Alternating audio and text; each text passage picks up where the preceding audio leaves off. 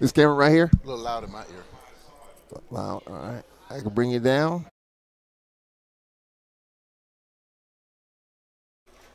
Ready?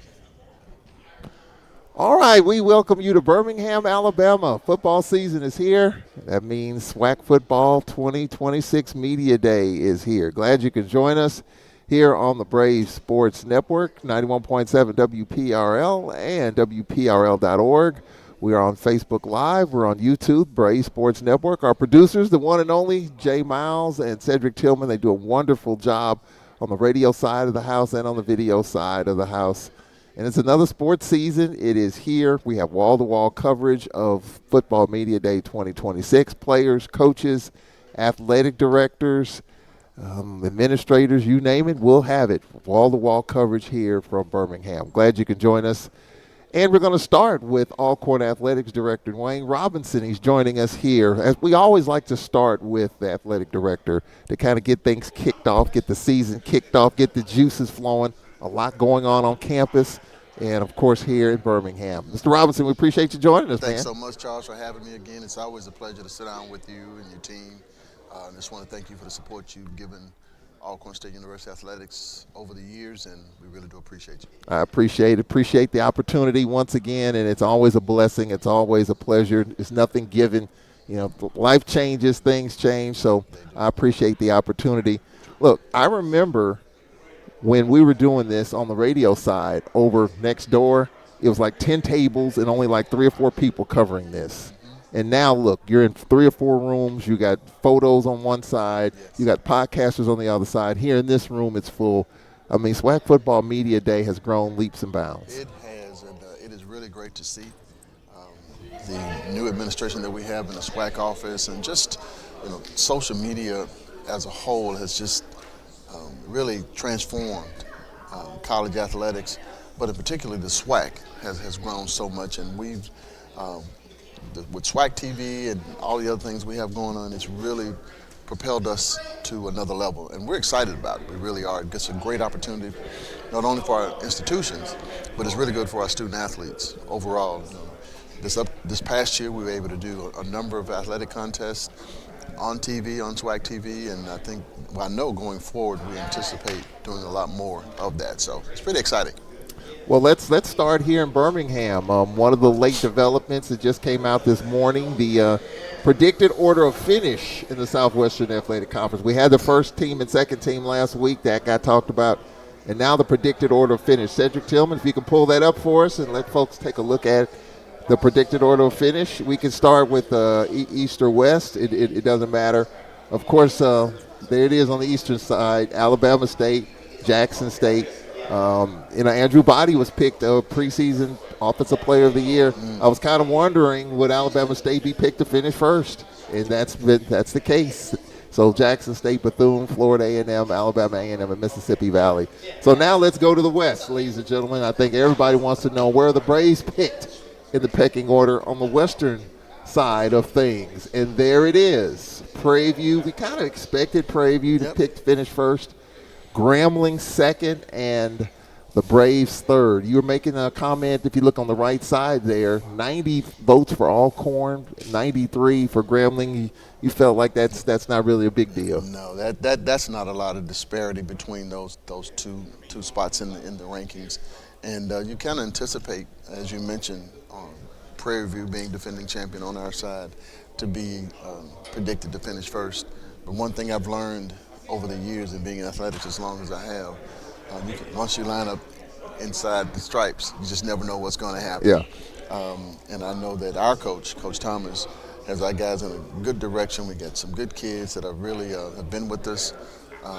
6 kids to be picked all SWAC. So it's really exciting for us as we go forward. Really excited about the energy that's out there with our students, particularly our quarterback, and what he's doing. I kind of had some opportunity to speak with him a little bit, so he's really, really excited about what he's going to anticipate himself doing this year. So I think we're going to sneak up on some folks and make some things happen really good for this upcoming year. Well, Cedric Thomas in his first season, we were picked to win the Western Division in year one, and Cedric Thomas was like, where did that come from?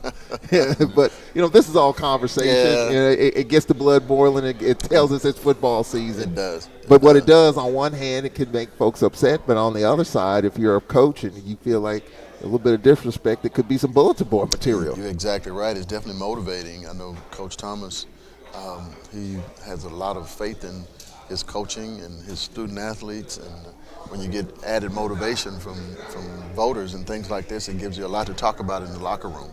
Well, let's talk about Alcorn football. Obviously, one of the hot teams to end last season, winning 5 out of our last 6. Bethune-Cookman won 4 out of their last 6. And, I think a lot of people forgot about Alcorn. At the beginning of last season, we lost to Northwestern State. No one expected that.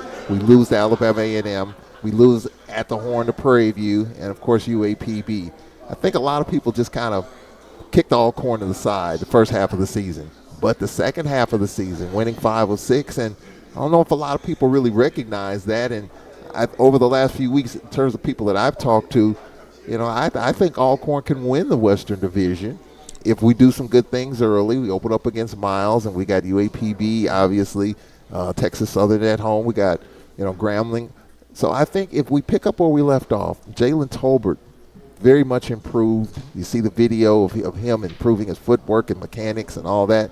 You add that we've been able to run the football. We always have been able to run the football. Our defense kind of picks up where we left off. I think we can be in a really good spot. I agree with you, Charles. And when you say we're 5 or 6 of those last games, we're a few plays away from being 6 and 6 in those last few games. Because ultimately, I feel like we won on the field. We just didn't win on the scoreboard. Of Jackson State. Of Jackson State. Yeah. So, and even in the games that we lost, there was not a whole lot of disparity in those wins. There were.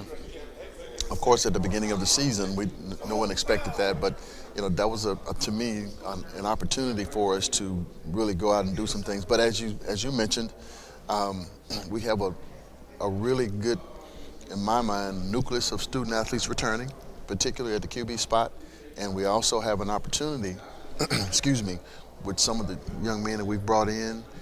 Coaches had some great guys on defense that stayed with us. We didn't get a lot of kids to leave us this year due to the transfer portal. We had some great pickups in the transfer portal. So I anticipate a lot of positive things and some wins, some big wins coming in this upcoming football season. I know some of our fans weren't happy with the way the season turned out. What gives, from the administrative standpoint, what gives you hope, promise that we can improve? 5 and 7, 6 and 6 the first 2 years of the Cedric Thomas tenure. Well, what I see is Coach Thomas with a returning a great group of experience for us with those young men that finished. Those young men, when I see them, they're very motivated. The young men that have come in, they're very motivated within the Alcorn family.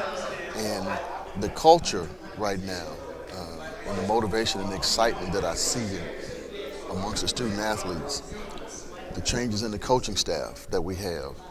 We've made some very significant changes, and I just truly believe in seeing those things that we're gonna do well this upcoming football season. Well, obviously start with football and then go to the other sports. There's a lot happening, some coaching changes, some recent hires. So when you look at football, you talked about that, and even the schedule opening up with Miles, something that we didn't see a few months ago. You're able to put that in. I kind of felt personally, even though we moved our UAPB home game to Memphis, just like UAPB did the year before, I kind of felt like in the back of my mind that we probably needed another home game, and you were able to get that. Yep, we were able to make that happen, and I think it's going to be a good opportunity for us to open the season up against a Miles. Something our fans really look forward to opening up at home, something we haven't done. And I was glad that we were able to negotiate that opportunity, and going back to Memphis to avenge that loss that we had there. But opening up the season it's a great test, getting our student athletes back a little early, to get everybody acclimated to everything, and playing that first game at home, I think it's going to help build a level of confidence for us, especially if we walk away with the win. I think it's going to be really good for us, and for us, not only just our fans, but our student athletes as a whole, as we get ready to go into the next part of the season. So, and I think we have some, to give us some confidence going down to Hattiesburg. Yeah. A few weeks later. So, It's exciting to see the schedule that we have this year as we get ready to go into it. I think we have some really, really good opportunities because of the balance of it, where we're playing, and how we're starting off. Well, Braves fans that I talk to always talk about we need to open up at home. Is that that's easier said than done? It is easier said than done because of the way that the schedule is built out now. Fortunately, we are able to get Miles at home this year, and as we move forward, that's going to be a focus of mine to get a good homestand that first week. But there are some opportunities out there for us that we may have to make some shifts in the schedule. But we do plan to continue going forward, having 5 good home games. As you know, we won't be able to. We're not going to go below Division II anymore. So the games will be competitive. All our opponents will be, if they are Division II, there will be opponents that have done well in their Division II conferences. As we go forward, the goal is also to cross over to the east side and pick up some of those opponents as well. I'm in negotiations with some of those athletic directors. So we hope to build our schedule with our conference opponents and some formidable D2 opponents, and then we still going to have some of those games that are going to bring in some revenue for us. But the goal is to put together a schedule that our fans can be excited about, buy season tickets, which we need tremendously, and our student athletes and our coaches will feel good about the schedule as well. So a positive home schedule would be 5 home. The goal, my guess, is to have at least 5 home games. At least 5 home games every year, and make it such that homecoming is a time where we have a good game and a good opponent for our fans as well. We're talking with Athletics Director Wayne Robinson here from Birmingham. Got a bunch of folks here, a different podcast around, 4 different rooms. It's just tremendous, and it's growing by leaps and bounds. I was told yesterday I had over 300 credential requests for this. Oh, wow.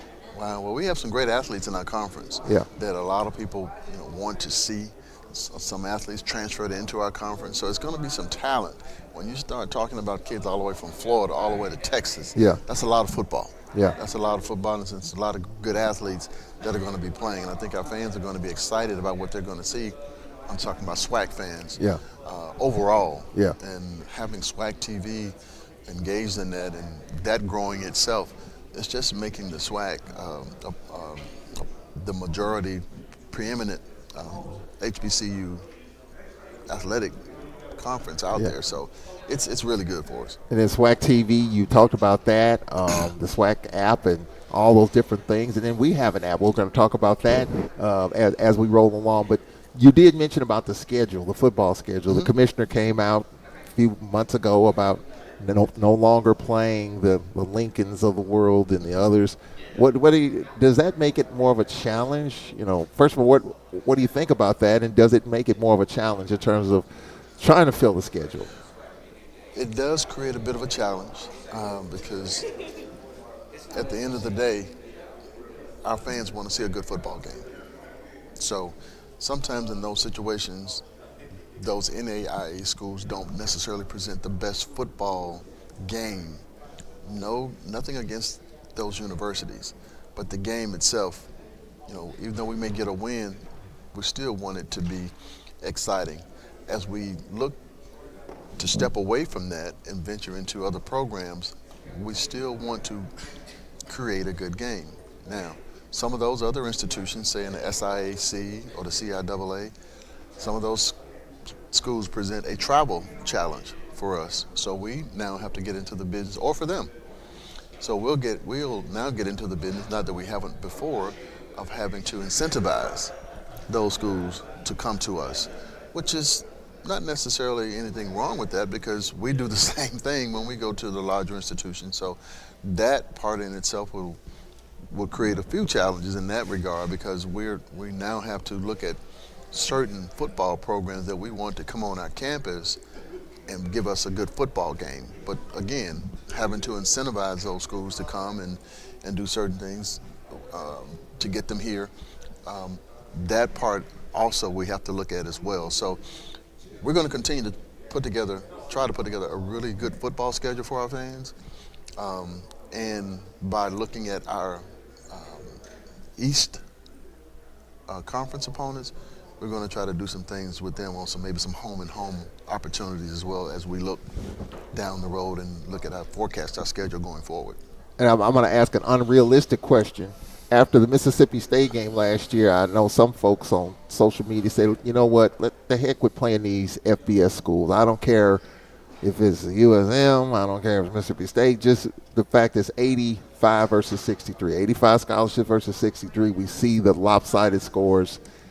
Is it unrealistic to say that we just can't go that route anymore? It is a bit unrealistic. If I can get all of my season tickets sold, I can that conversation I can have a lot more because we do those games for the revenue, and as we continue to increase our ticket sales and our fans understand that, there's a reason why we do. We don't want to necessarily go to Mississippi State and Ole Miss because typically we know the outcome, but we do that to infuse our budget. And ticket sales and revenue, ticket sales impact our revenue, season ticket sales in particularly.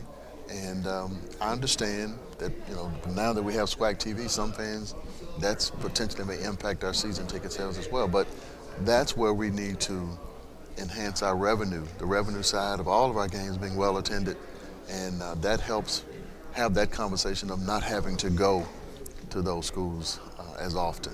So I have said every year, rather. I've said this on different shows, on different podcasts myself. If we maximized and sold out of our season ticket allotment, it makes it easier for you not to say no to some of those games, and we wouldn't have to necessarily do that. Absolutely, and that's really where it stands.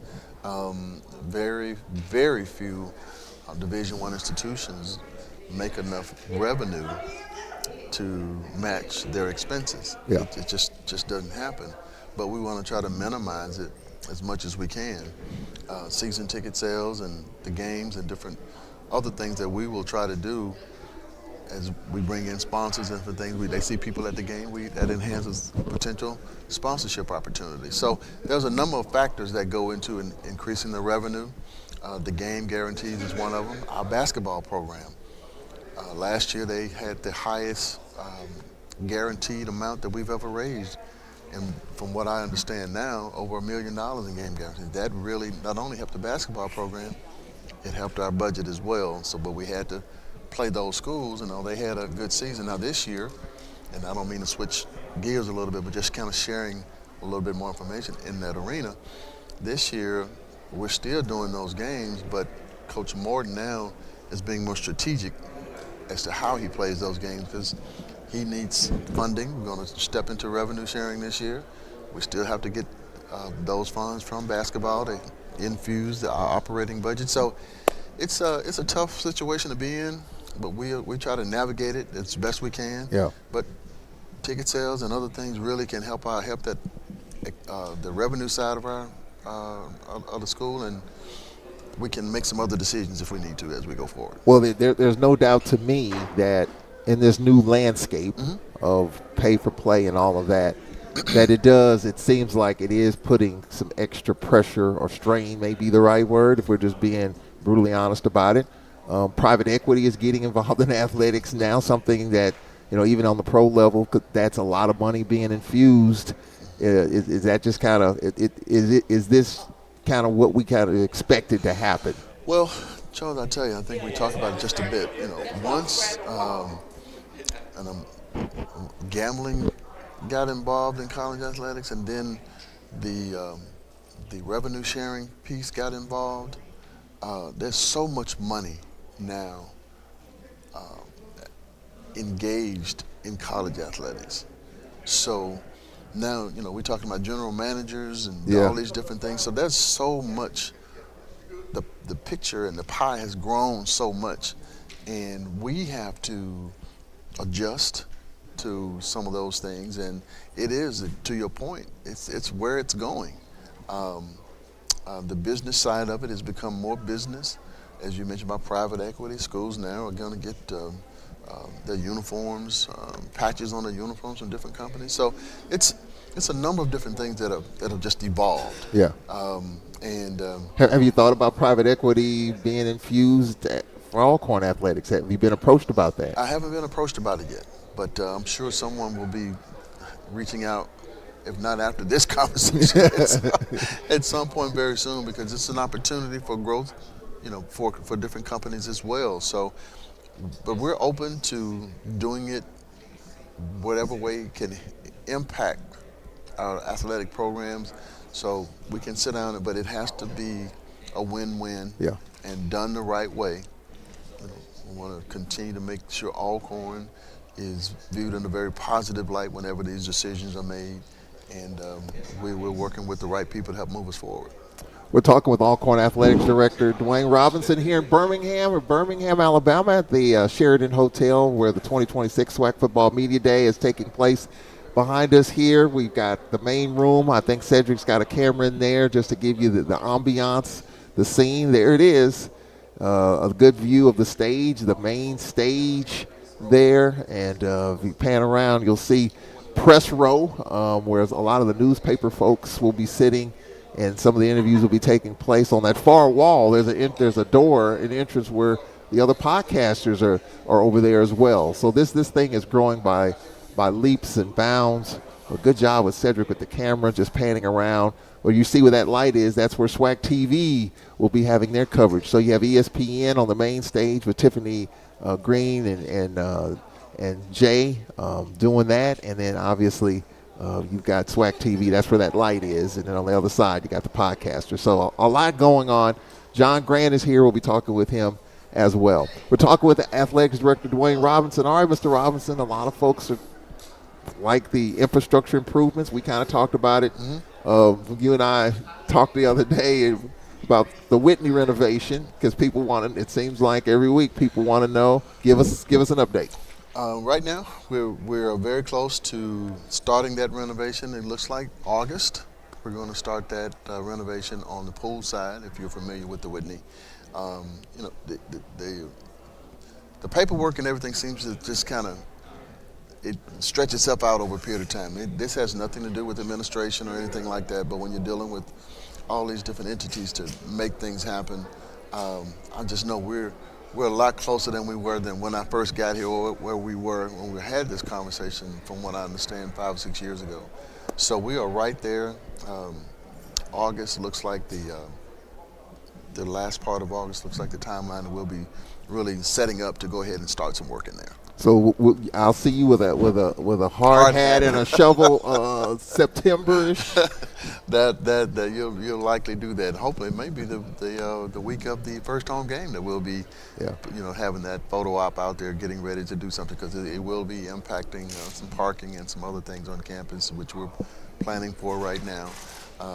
But we have that project and several others that we're getting ready to embark on as well.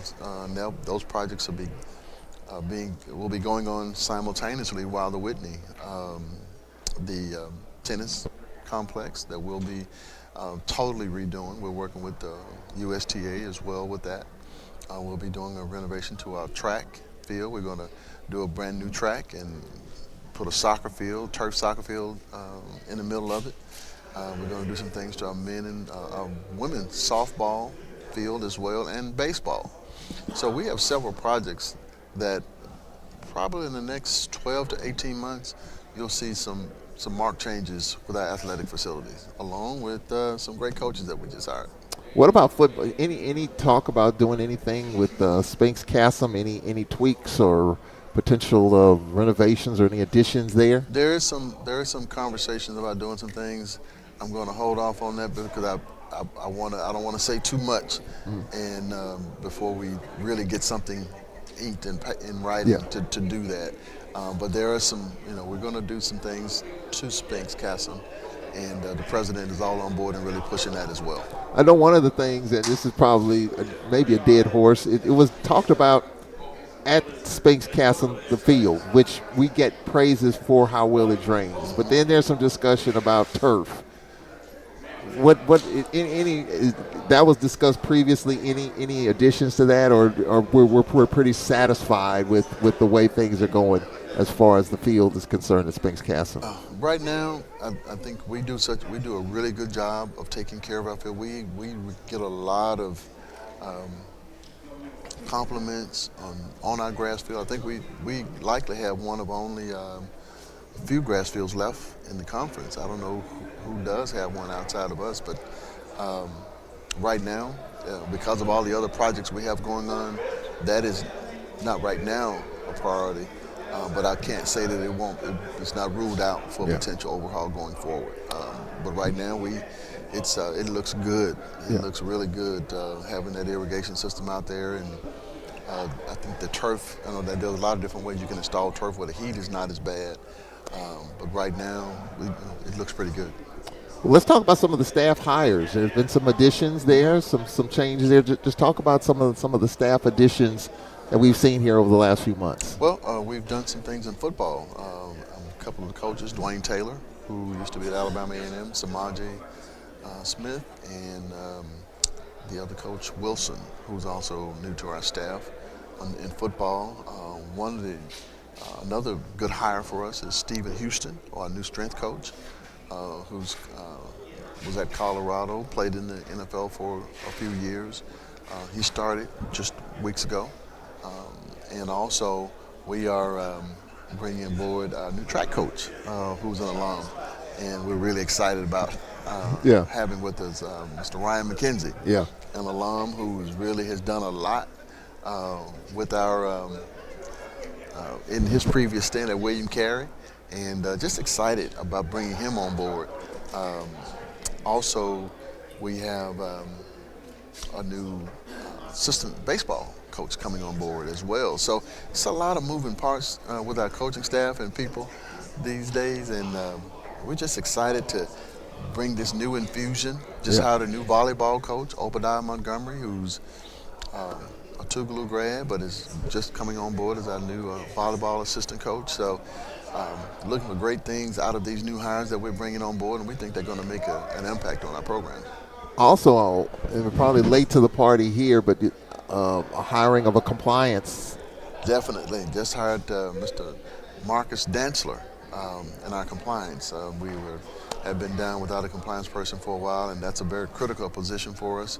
I was having to do double duty there for a while, but Mr. Marcus Dantzler is going to be a great hire for us in that department. He's coming from University of Texas, Rio Grande Valley, and also had previous work at a SWAC school. So luckily, we've gotten some really good pieces. Mr. Brian Harvey, who works in our external communications, who's done an outstanding job in that area and is going to be enhancing some things over in our communications and sports information area. He's going to have total oversight of that. And so we've already started off with some things with bringing him in that area. He's already coming in with a lot of really, really good ideas. Yeah, it's been a whirlwind for you. I mean, when you 2 years ago when you came in, you said buckle up,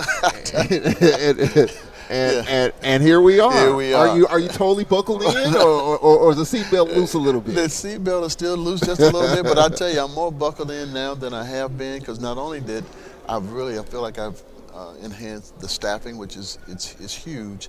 I got people that have been with me for a while that have done a great job, which I'm really excited about still having them a part of the team. And now that I know more of the Alcorn way and how we need to do some things with that, but I'm really excited. I tell you, this was the ultimate thing with all of this. It could not have been done with the right administration and the right team. I have a president that really supports athletics.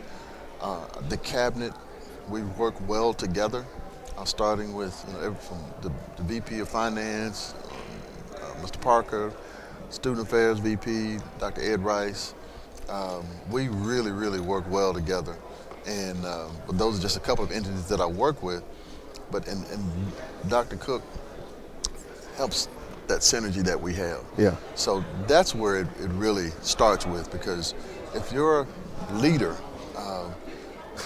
can be an obstacle, and it doesn't really, it can stall some of the things that you want to move forward with. And Dr. Cook, I keep him very informed of the decisions that are made that impact our students and our budget. Yeah.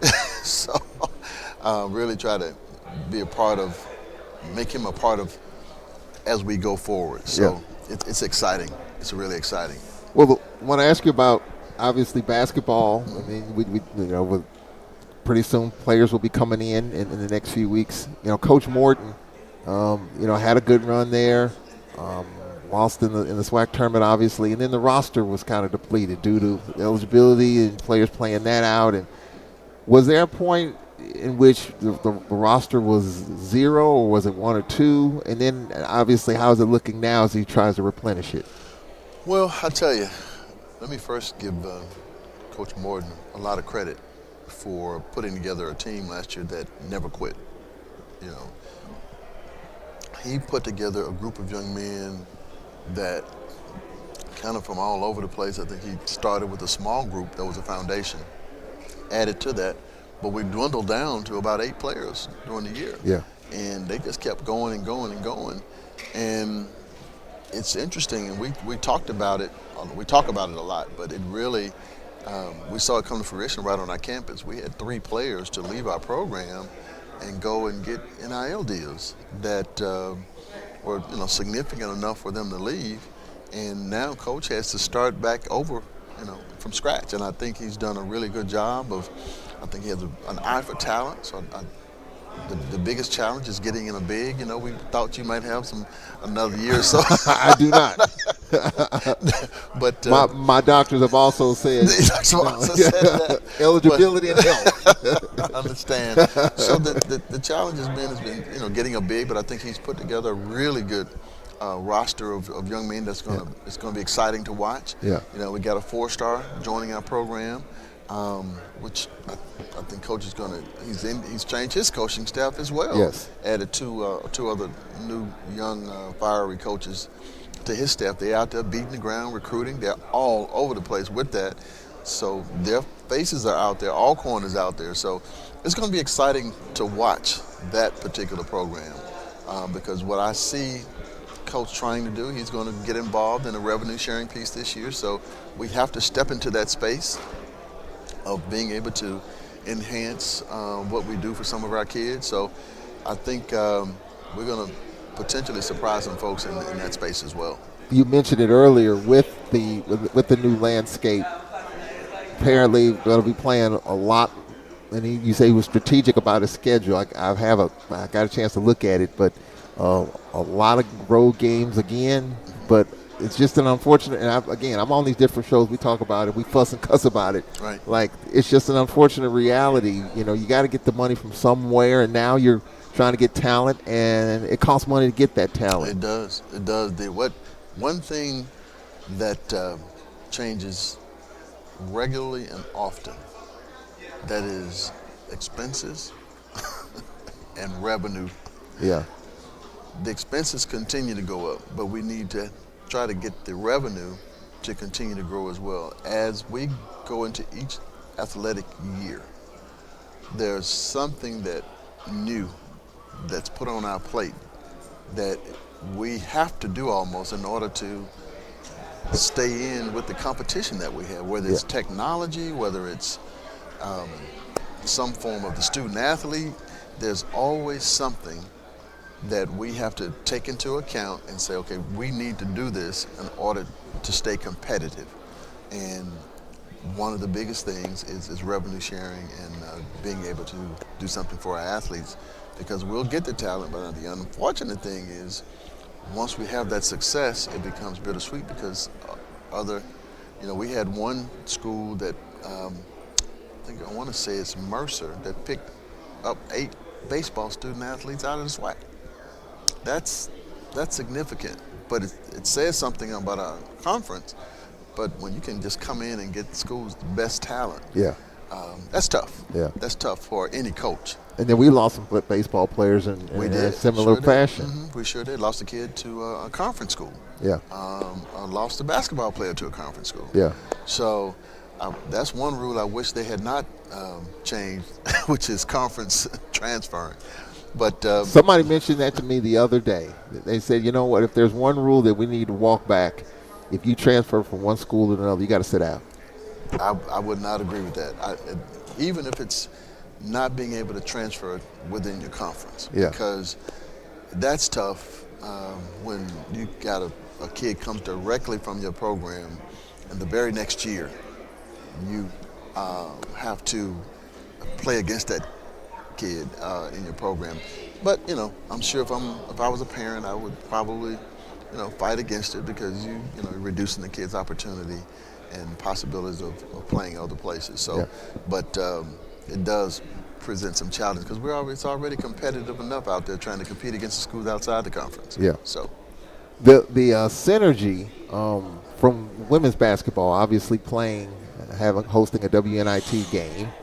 How is that translated in terms of what you're seeing and hearing from recruiting and the Lady Braves? We lost quite a few pieces, and now for Nate Kilbert, or I hate to say a rebuilding year because it seems like he's right. He's been right there, but we lost some pretty good talent from this past season. well, the excitement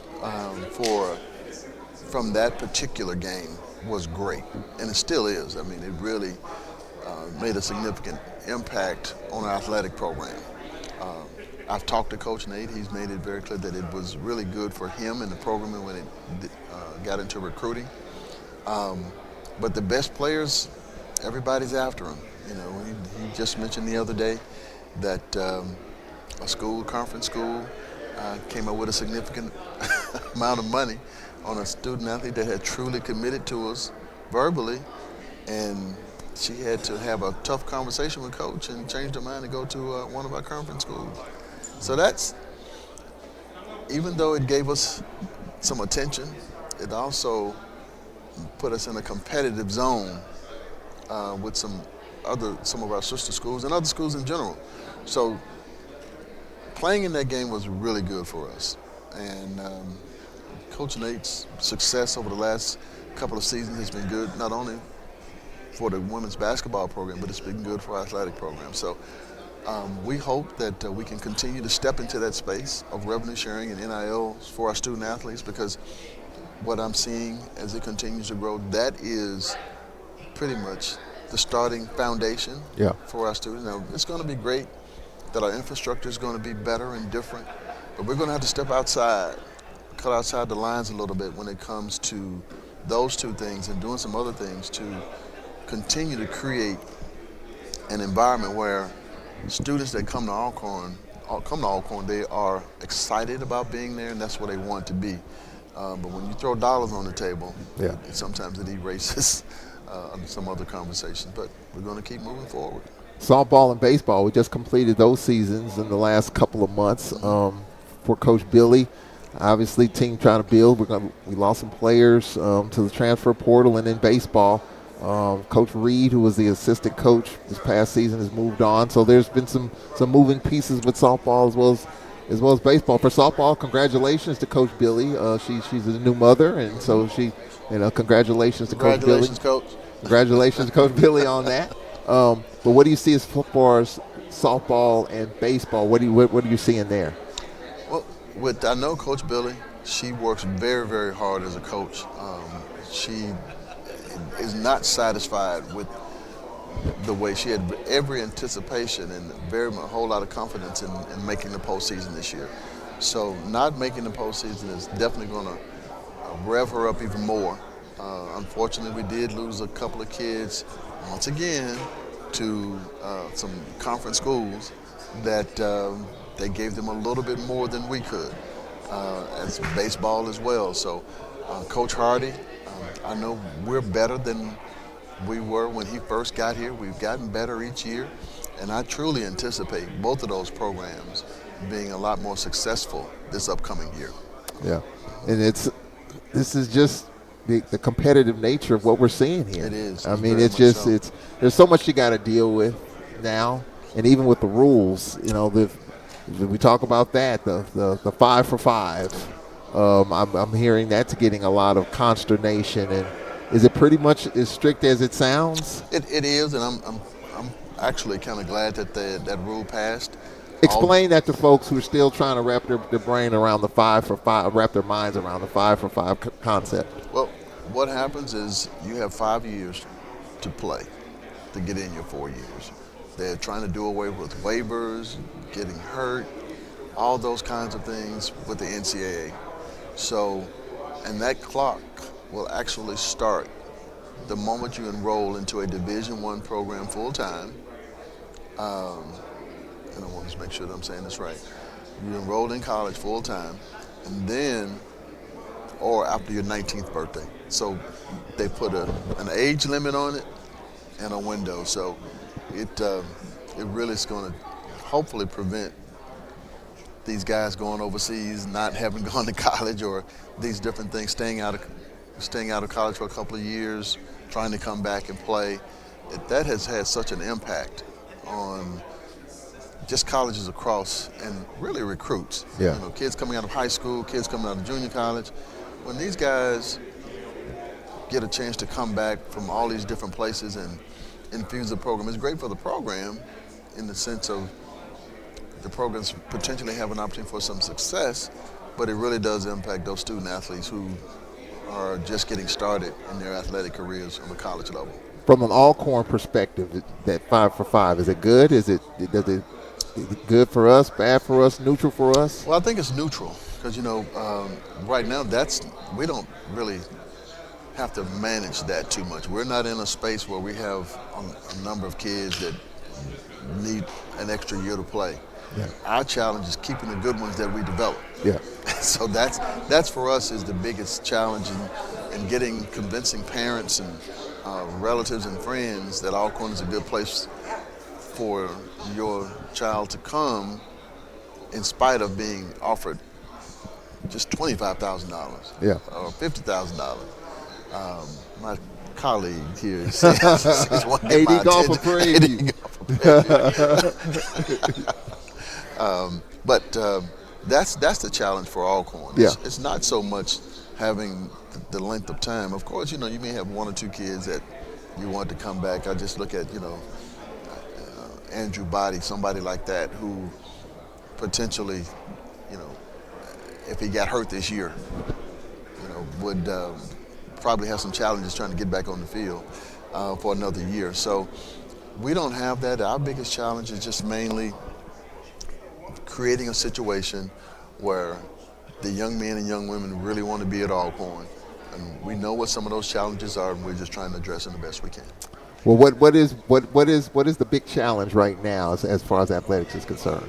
Well, for us, it's again, generating more revenue, putting ourselves in a space where we can do revenue sharing, enhancing our NIL opportunities for our student athletes, which we will be addressing as we go forward. So it's the money, putting ourselves in a better situation from a monetary perspective so that we can offer some of those opportunities to our athletes.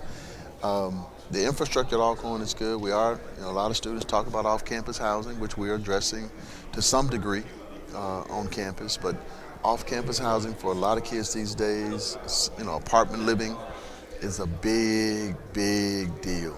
It's a big deal.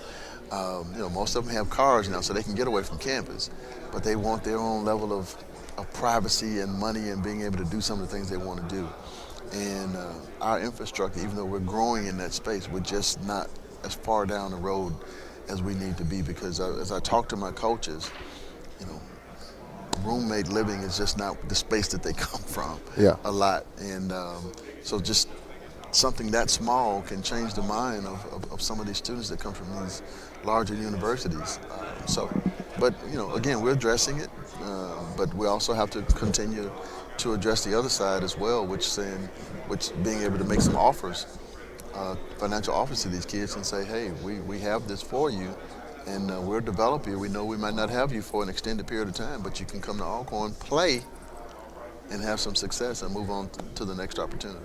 Well, I see the coaches are moving around. I see Coach Shade, so we'll definitely try to get definitely try to get it. Coach, Mr. Roberts, we appreciate it. Charles, thank you so much. I know you got a lot of people to talk to. Thank you for including me in your time. All right, we're going to take a break right here. The program has started. Coaches are here. We'll be right back after this.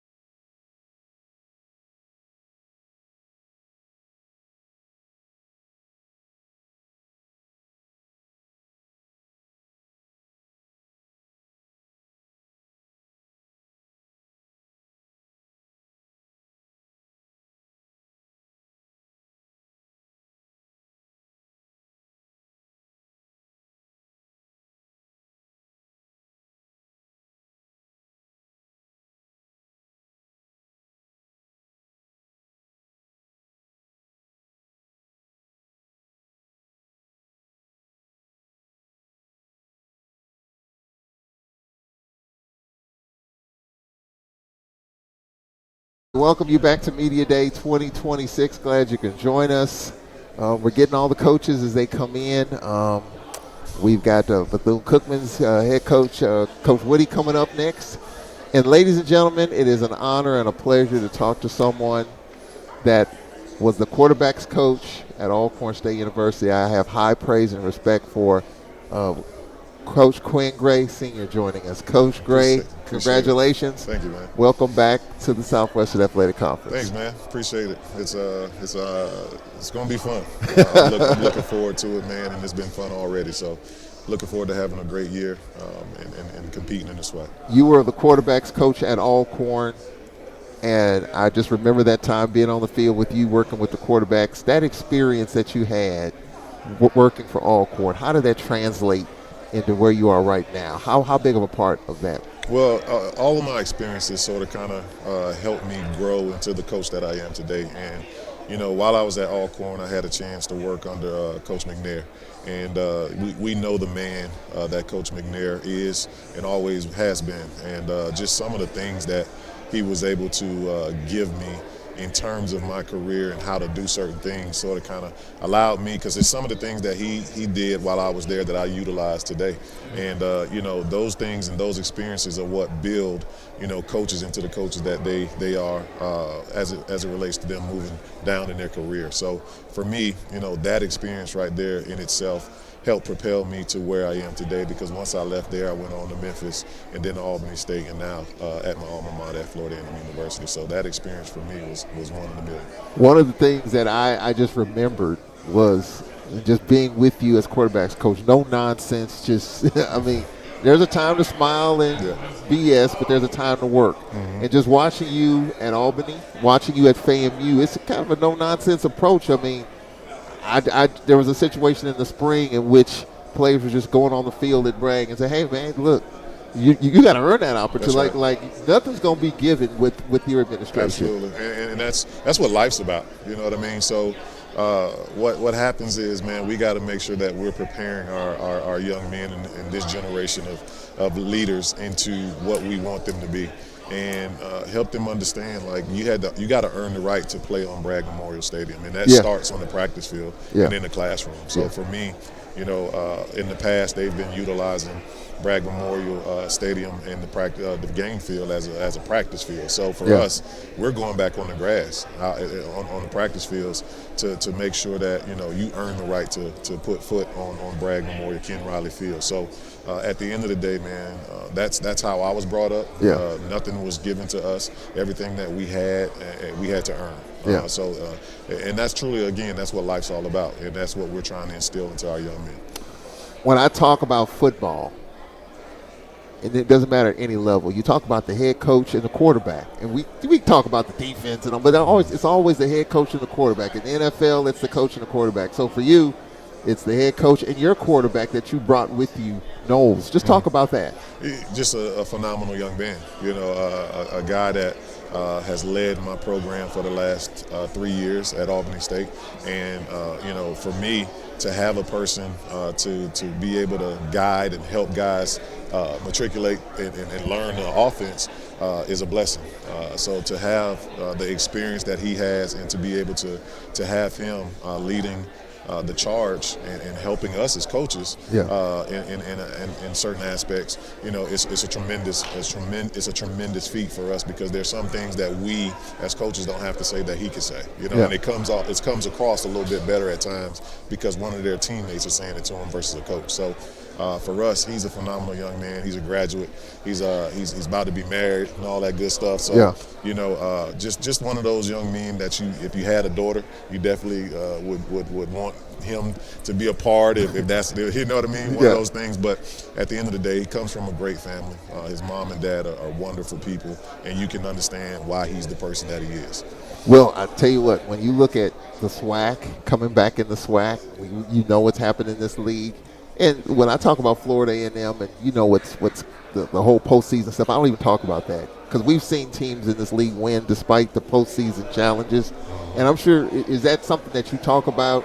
I don't want to talk about it, because you can still do a lot of good things despite, and I'm confident that your administration will get through that, whenever that is. and that's fine. But I'm just looking at the football aspect Right. of it. How confident are you that you can put Florida A&M right back there in this Eastern Division, in which now it's predicted for some of the voters, Alabama State picked first. Right. Jackson won it last year. Just shows you kind of the uncertainty and just Right. the up and down of this thing. Right, and for us, we don't talk about it because at the end of the day, when it came down, we gave them the opportunity if they wanted to leave. You know what I mean? Gave them the opportunity to hop in the portal and do what they want to do.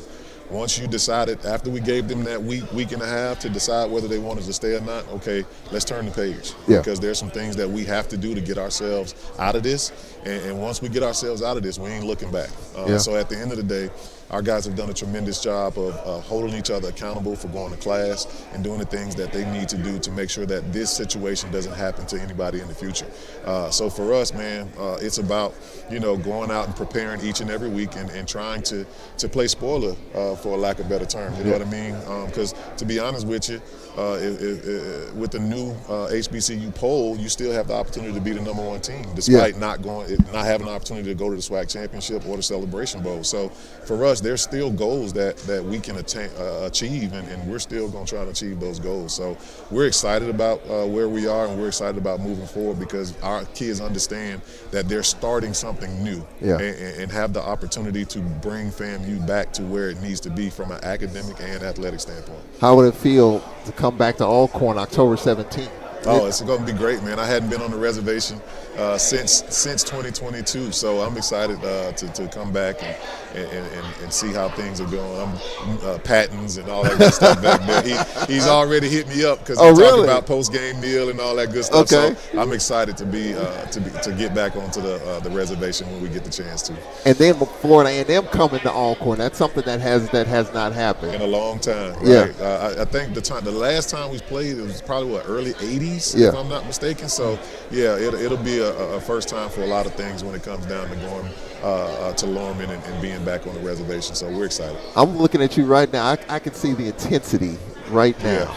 And this is media day. This is supposed to be a time to kind of enjoy and all that, but I can just look at the intensity. You look like you're honed in and ready. Yeah, and that's what it's all about. While I'm media day is a time to reflect and prepare folks for what you think is going to happen. At the end of the day, once we leave here, it's back to work.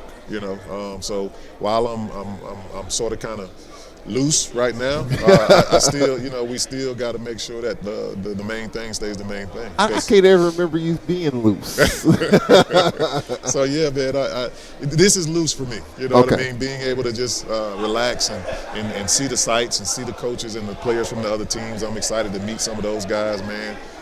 Because we'll do battle once the season starts. But outside of that, man, I'm just excited to be here and represent Florida A&M University. Well, Coach Gregg, congratulations. Thank you, Looking man. forward to seeing you. Appreciate you, brother. Happy to see Coach Quinn Gray back in the SWAC. We'll take a break. We'll be right back.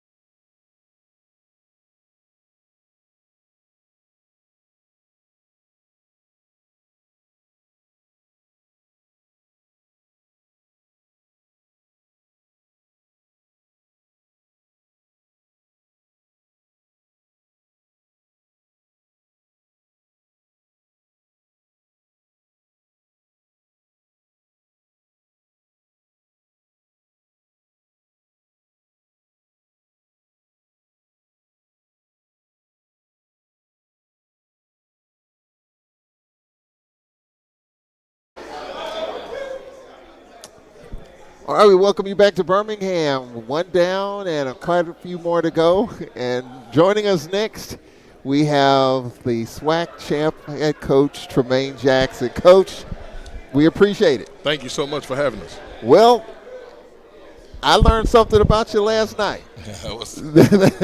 That you are a heck of a comedian.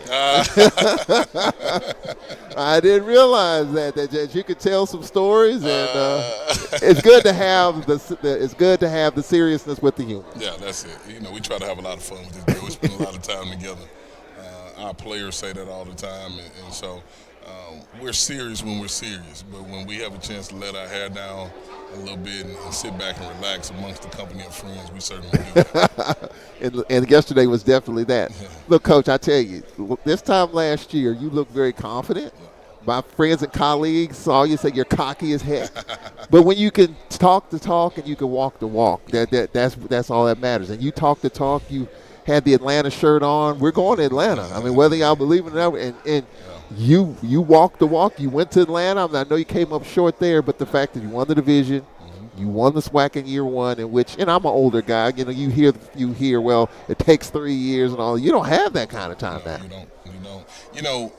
A year ago when I walked in here, I could tell that we had said some things that maybe offended some people because it was Prairie View, and people couldn't believe that here's this guy from Division II coming in talking about what Prairie View is going to do. We walk real tall where I'm from. We didn't get here by chance. We were sent here. We understand the assignment that we own, and because we understand that, we can say things in great confidence, which is intimidating to some people. We don't walk in intimidation at Prairie View A&M. Our young men are confident. We're confident in our young men. Our administration is confident in us. And so because I know those things and we had the insight on those things, then we can say some things that maybe a lot of people couldn't say. And then naturally, that's who we are anyway, right? Yeah. But certainly, we understand that this is a really tough league. We found that out. People talk about the East and the West. The whole league is tough. Man, we came to Alcorn State and snuck out of there and had them warm the buses up before the game was over so I could hurry up and get out of town. Because Coach Thomas does that good a job, and we knew that walking in, and it's a tough place to play. Yeah. And you guys make it like that on purpose. Yeah. And so we understand what we're up against. By no means do we want to disrespect any team, but we're just really confident in our processes and how we go about our business. And if we're not confident in them, then why are we doing them, right? Yeah. And so, no, we learned a lot last year, but I was really proud of that team because that team got together and made a decision. And when the power of people is when we make a decision, we can achieve whatever we want to achieve. Yeah. And they showed us that. Well, I heard a story that the week of the Alcorn game, I guess the players saw the record, saw the losses that we had. The Northwestern State had won a game in 3 years, and all those tough losses. And I was told that the players kind of took a step back and like, oh yeah, we could just kind of halfway go through the motions and get through this game. And you made it very clear, hey guys, don't let this fool you. Yeah, and it wasn't that they took a step back. They heard things. They heard that we were about to play an 0-5 team. They didn't know because we try to stay locked in on the opponents that we have. We had just played Northwestern State. Now we're coming to Alcorn. We just came off of a great win in Grambling in the State Fair Classic. And so sometimes you can start thinking because you won one and you beat somebody that they lost to that you can. And so we tried to nip that in the bud real early. I pulled the tape up in the team meeting and said, guys, this ain't no 0-5 team. I don't know what the situation was. I don't know what happened. I don't know what penalty, whatever. Yeah. But I know that these guys traditionally have been really, really good. And Coach Thomas has been good at places he's been, especially on defense. And we got to bring our A game. And then after the game, that following Sunday, they said, Coach, they not no 0-6 team. And you saw that at the end when they made the run. I had to tell Coach Thomas thank you last night because him beating TSU got him off our heels in the SWAC West race, right? And so week in and week out, especially in the West, it is a dog fight. Yeah. And you got to bring your A game. Bunch of defensive coaches in the West that really know how to dial them up, and we know we better be ready. Well, I tell you what, I believe the same day that we beat Texas Southern, if I'm not mistaken, is the same day you all lost to Alabama State at home. Absolutely. So on one helped hand, us out. yeah, yeah. Helped us out. Was there any surprises though when you looked at the season in terms of just the SWAC and all that? Was there any surprises there? No surprises because I knew what we were getting into when we came. Yeah. It's a well-coached league. It's a well-prepared league, and there's really good players here. And what I was really impressed with is I thought the line play in our league improved since 2011 last time I was in the SWAC. Yeah. Linemen had a certain look back then. They were round and kind of pudgy. Now guys are straight up and down. They're 6'5", they're 6'6". They look real good. They're slender looking, strong as all get out. So I thought we've really improved as a conference in just the line play, which we all know that's where it's won. Yeah. And so we really had to step up our line play game. Got a lot of guys from Mississippi that we were able to sneak away from Mississippi that you guys were talking to, and that's the beauty of it. We run across each other in recruiting, and we know if we don't get somebody, we know at least what they were because we were after them ourselves. Well, this time last year, you felt really confident about your team. Yeah. I've told people I don't think Tremaine Jackson's saying as nearly as much this offseason as last offseason. Am I right or wrong about that? I think no, I've said a lot, but I think that now is it the tone, or at least the tone might be different? Yeah, here's the deal, and I say this with all due respect: Prairie View A&M belongs. We didn't belong the year before.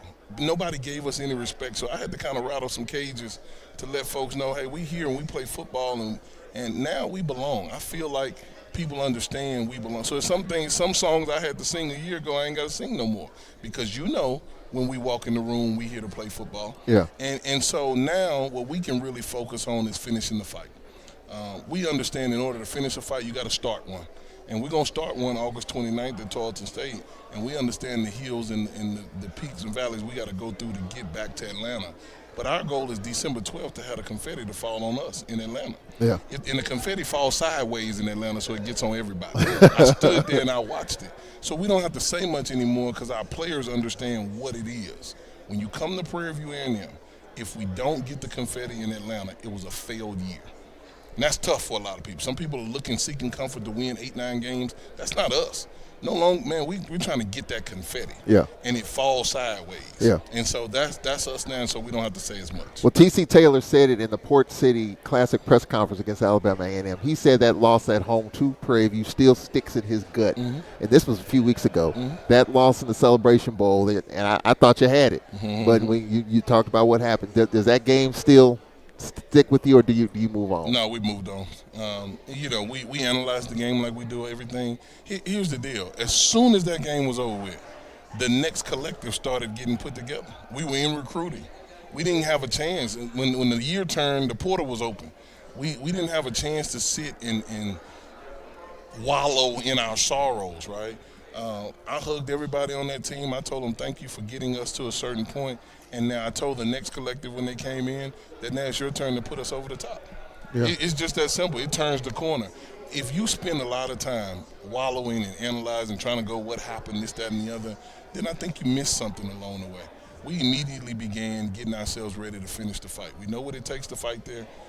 We had a good lead there. We always had a third quarter issue throughout the season. If you just go back and look at our third quarter, not just in that game, we had the whole season. We looked to fix that issue as a program, and now we move forward and we get ready for this season. So when you look at this season, you had 7 teams that brought quarterbacks, and of course that kind of tells you they're going to be starting the season. What is your quarterback situation looking like? I don't know. They have to tell me. I mean, at some point, they're going to have to tell me. I will never bring a quarterback here that wasn't a returning starter. I'm not going to do that. If you didn't finish the year as the returning starter, then I'm not going to bring you to media day. Really? And that's just a personal philosophy. What I want our quarterbacks to be doing is what they're doing right now. They're back running their own player-ran practice. You ain't got time to be a media day. You got to get the team on your side. The quarterback for the Prairie View A&M Panthers will be the guy that wins the team and turns the ball over the least. And we're trying to figure that out. So while all these quarterbacks here, I was out there getting reps. These guys going to have to try to find somewhere to throw tonight. We already got that. We in the bed getting rest. Okay. You know what I mean? And so that's how we move and how we go about it, just because that position is so important. So until we have a returning starter, it'll never be a quarterback here with me. Interesting. And that's just the way we've been doing it. So there's just So the battle is ongoing at this point in time. Absolutely, and will always be until we get. And here's the other thing: I think we always got to play two quarterbacks. I don't think one quarterback is sufficient anymore. If you go and look at throughout the year, how many quarterbacks got hurt? We hurt two quarterbacks in one game. They were down to the third string.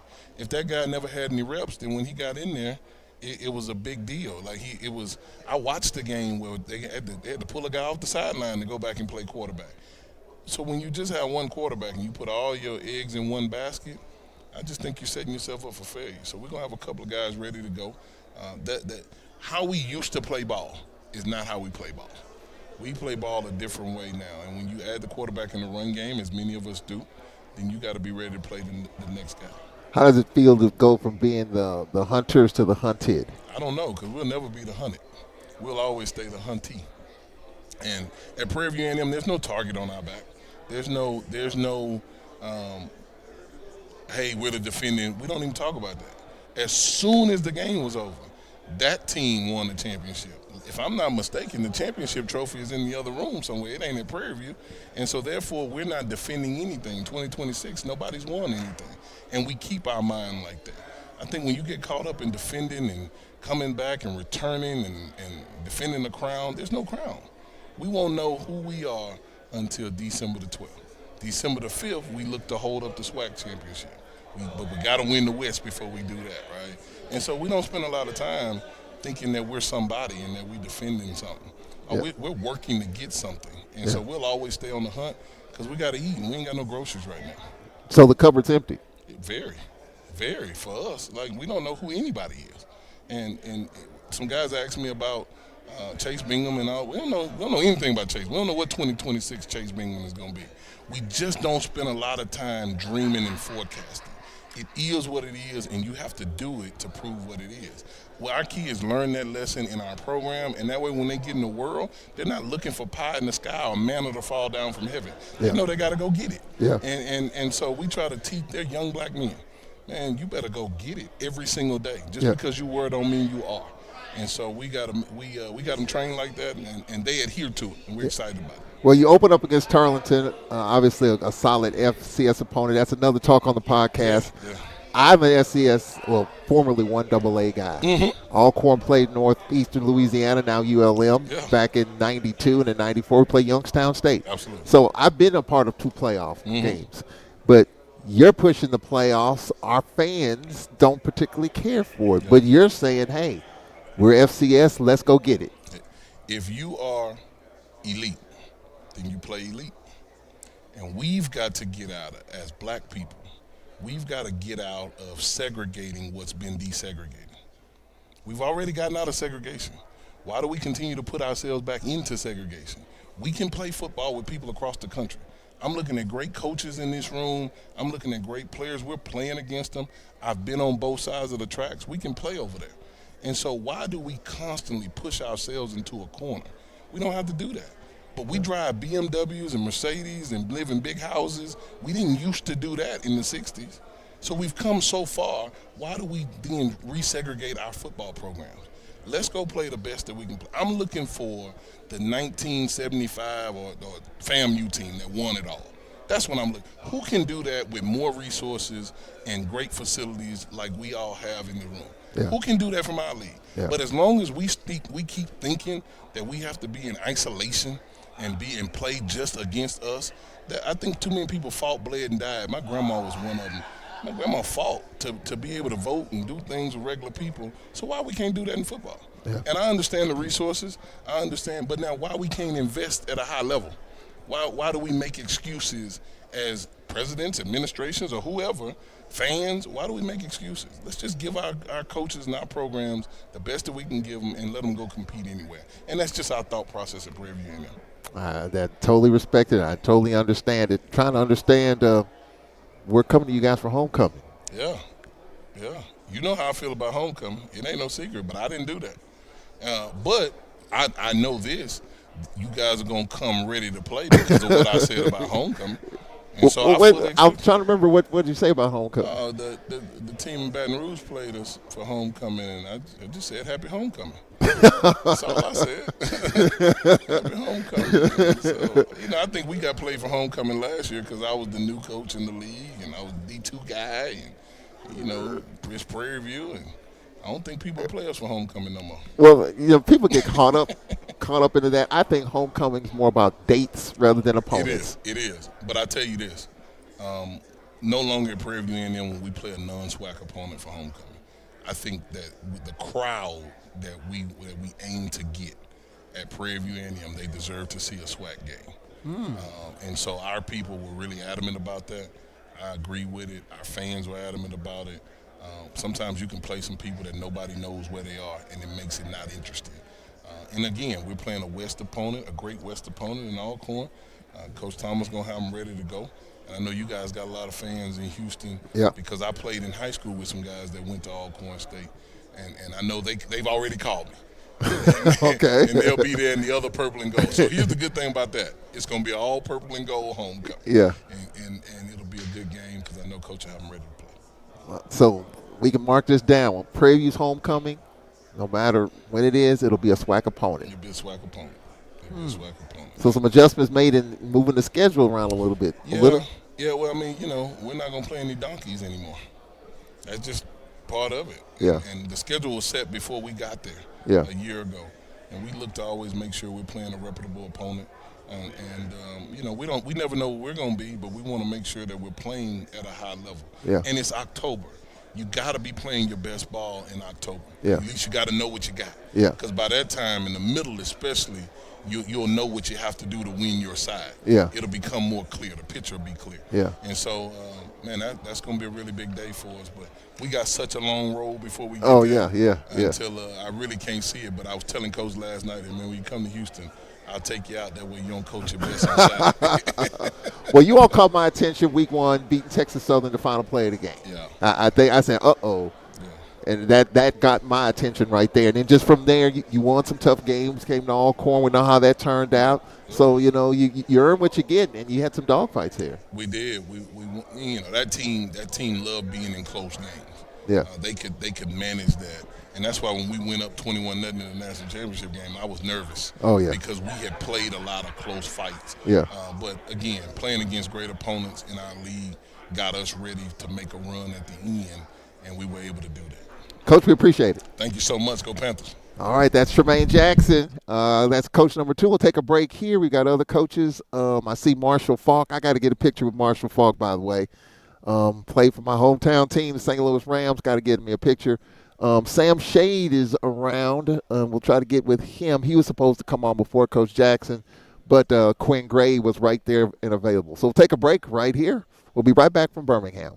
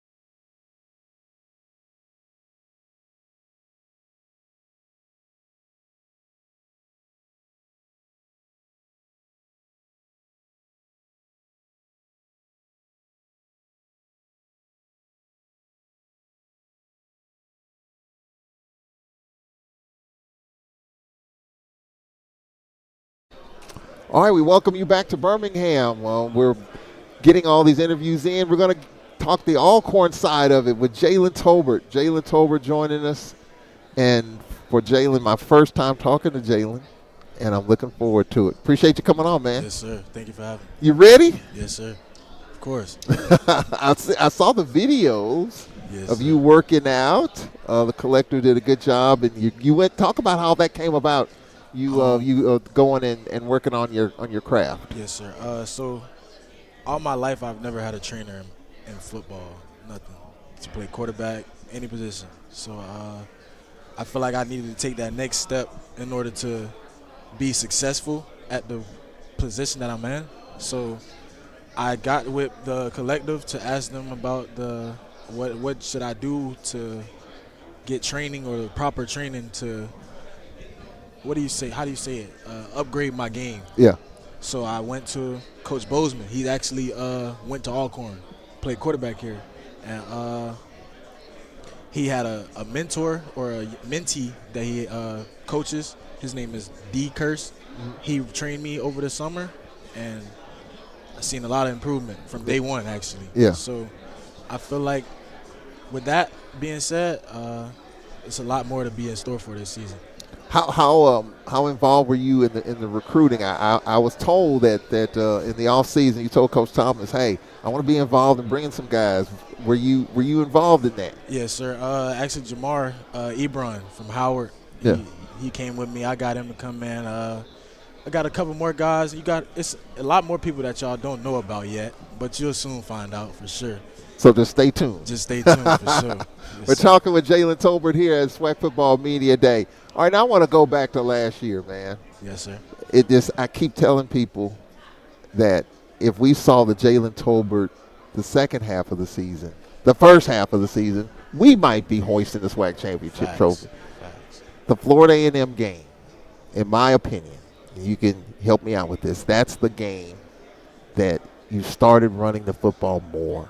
There was a play, 3rd and 13, and you ran for like 30 yards. Yes, We didn't see that the whole year until that point. And then you started running it more and then more and then more. It took a little time for the light bulb to go off. But early in the season, just the opportunities were there for you to do that. Facts. I would say, far as in the beginning of the season, I was really trying to give the guys more of an opportunity to show what they have, because we had some great receivers like Jarvis Rush, Tyron Warren, Mako, Dame, Diablo. We had some good guys. So I was really trying to give them the opportunity to show what they had. Yeah. And I do flaw myself in where I should have ran the ball multiple times. Teams were daring you to run the Facts. ball. They're facts. So I gotta do my best to make y'all feel better about that. But going forward after Florida A&M, I just saw just a different Jalen Tolbert. Yes, sir. I just felt like it was enough of the outside talking. Just had to let it be known, Yeah. show it more than just talking about it. Yeah. So instead, just do it. Well, talk a little bit about you've got obviously Coach Art, your OC there. Just talk about the difference in the offense and how it'll look in 2026. You kind of seen it in the end of those 5 games. Coach AR really does his thing. Like if you have to pay attention to what he does, his details. He's not really a big concept guy, So like we're gonna move fast and at our speed, and we're gonna do it the right way, 100%. I know we lost some pieces, our 2 top running backs, and Sewell and Reggie Davis and Warren. Just talk about some of the pieces offensively that you're seeing that will be a big factor this upcoming season. The biggest factor is the O-line. We bring the whole O-line back. So I feel like I'm protected up front already. And then you have you got little Carl McDonald. Yeah. He's going to show up. He's going to show a lot of people who doubted him, He's going to show a lot of people. And you got the running back from LA Tech. We got Fred. He's going to be good. He's going to be nice. Got a couple of key receivers. So there's going to be a lot more explosiveness, and so I hope everybody's excited to see what's about to come. What are you seeing so far from the guys in the summer? You have been back now a couple of weeks. What are you saying in terms of just circling the wagons and just kind of getting yourself ready? I would say a lot more buying in, a lot more people, no talking, just getting work, just work. Everybody just work. Yeah. So I like that. What do you see from the defensive side? I love those guys. And, I really don't know too much about them, but at the end of the day, we're all a team. So Yeah. the defense, they gonna hold up for us, and we gonna hold up for them. So How you feeling? I'm good. I'm good about it. I'm good about the defense, honestly. Yeah. Yes, Well, we appreciate you coming on, man. I'm looking forward to it. I've been selling Thank you. Jalen Tolbert the whole I got if just one more game, the UAPB game, Alabama A&M preview. Do you think about, man, if I just had another play here, another play there? Of course, all the time. I will go back and watch film to this day still. I watch UAPB game all over. I watch PV game all over. We literally lost those games by points. Yeah. Not by multiple points, but it's One or two plays. Exactly. So it's like I feel like next year we just have to finish, start fast, Yeah. and just play strong. It starts with Miles. Can you tell us about Miles? Yes. Defensively? Defensively, I watched some little YouTube clips or whatever. The cover three, mainly cover three. So I really don't know too much about him. Yeah. So once we get more film on him, I'll know more, and then I'll be able to go from there. I know Coach Robertson will have him ready. Oh, for sure. Oh, for sure. We'll be perfectly fine. We'll be perfectly fine. Jalen, we appreciate it. Appreciate you. All right, we got another one coming. And again, coaches are kind of all over the place. Players all over the place. We have, ladies and gentlemen, introduce yourself, sir. Eric Thomas, defensive lineman, Alcorn State University, Columbus, Mississippi. Talk about the defense. The defense, man, real physical, real dominant. We been in the playbook every day, walk through every day, running, lifting every day, literally. So I say this season it's going to be a great season. There were times last year defensively in which we were able to get off the field. There were 2 or 3 games in which we had a bunch of interceptions, and we were just all over the place in terms of our secondary. What's the biggest difference in the defense this year? This year, I say we're all tapped in, all locked in, This year, man, we just being physical, That's it. There have been some changes on the staff. Just talk about the scheme setup. Anything changed there? Nah, nothing in the scheme changed. Yeah. All the change was just the people. Well, talk about some of those new pieces. I would say, we got a few JUCO coming in, a few JUCO transfers coming in. Keyshawn, we got 2 transfer linebackers, Jay and Kai. Yeah. And we got another linebacker came from D2 in Texas. So I feel like, pretty good.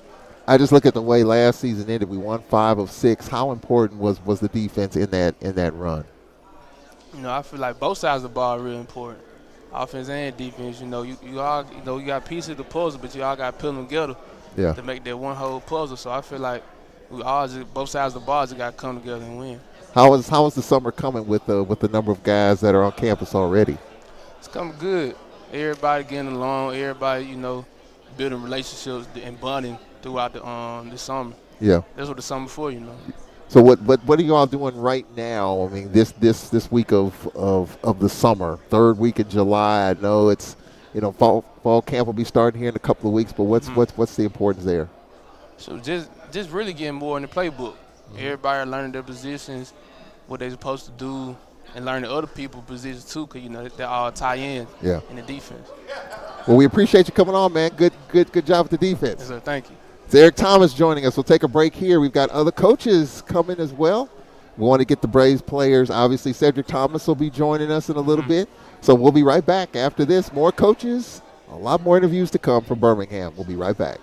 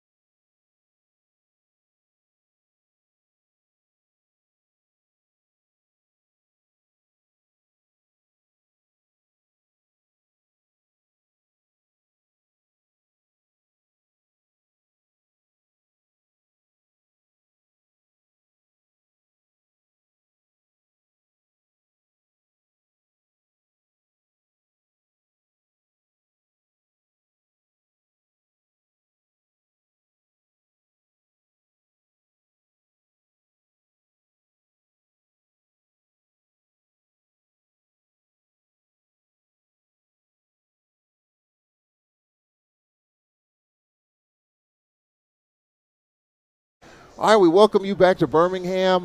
Coaches are bouncing around here. We got a bunch more to go. We've got 2 down. We've got 10 more to go. Cedric Thomas, we'll talk with him as well. And we are joined here in Birmingham, Dr. Alicia Shields Gaston. Yes. Finally. Yes. Finally. Yes. Getting a chance to talk to Dr. Shields, Dr. Gaston. And I have to apologize. When she was at Alcorn, I was trying to get her. And when I had it set up, she was gone. I was gone. She was gone. But now we got her. Yes. We appreciate you so much. Thank you. Thank you. And congratulations for the Valley gig and the job that you're doing there. And I understand you hit the ground running there. We did. But, of course, Alcorn is still always near and dear to my heart. So when you look at Mississippi in general, to be able to have a rich history and background with Alcorn, and now being able to take that lessons learned and leadership on to sustain and rebuild Mississippi Valley's athletic department, I'm just ecstatic. So we're looking at opportunities for more partnerships. You know, we're right there in the state. So I'm just glad to be here. And you're right, we hit the ground running. And of course, we're looking to build our athletic program and to be more competitive on the field. Well, the one thing is bringing Mike Davis back to the SWAC. When I saw that, I'm like, whoa, Dr. Gaston. We got to jump out there. It's no different than, you probably knew me when I was Coach Shields, and as a coach, I was very aggressive, and no different in my leadership roles as athletic director. If we're going to do it, we're going to do it big, and we're willing to take those big chances and really to just step out there, and we're very excited about what we're trying to build at Mississippi Valley. And Mike Davis, with his just history and knowledge of the SWACs. He's no stranger to the SWAC. Hell of a coach at Texas Southern. Yeah, so having him back and just having his wisdom, we've already seen the change and seen the energy just, from our alumni, from our supporters, from the student athletes. So we're looking forward to some great things, and I'm just, keep that under wraps for now, but we're very excited, and I know we're in football season, but we are definitely looking forward for basketball. Well, speaking of football, Coach Buckley, just talk about year one and what do you expect in year two? And as a first year coach walking in to situations that I've just seen the growth, and I will tell you, as we all seen, the record doesn't really reflect the performance and the productivity that we've seen from that team. And just knowing, a lot of those challenges and moving into year two now, that he's done an awesome job. And we talk a lot about our scholars. We had 2.9 GPA, so he's had, very high GPA when you look at the athletes. So not only building a great athletic and a football program, but these are scholars, and these are young men and women, because we do have a female that's on our varsity football team, but they're graduating and they're moving on to be productive in the world. So I'm very excited about that. He and his staff, they do an outstanding job with the student athlete development piece. So I'm very excited about where we're going. When you came back to Alcorn as assistant AD, what are some of the tools that you learned there that you're able to take as you went to Mississippi Valley? Perseverance. A challenge is a challenge, and it doesn't stop. And so we've always talked about, when you think about Alcorn and just being gritty and figuring out how to get things done. And it's no different when you walk into Mississippi Valley. Everybody's like, well, you always look so calm and cool-headed, because it's the thing. And you got to do it. When we think about track and field, you think about a hurdle race, it's hurdles, it's obstacles, but you're looking at the finish line. You just got to get over it. If you fall, you got to make a decision quick. Are you going to lay there, or are you going to get up and keep running? So one of the biggest things is just the perseverance and understanding that, you got to be accountable and just get the job done. At the end of the day, no one cares how and the whys and the complaints. Everybody's looking at the same goal. We're all trying to win. We're all trying to get to that success on the field, and we just got to find a way to do it.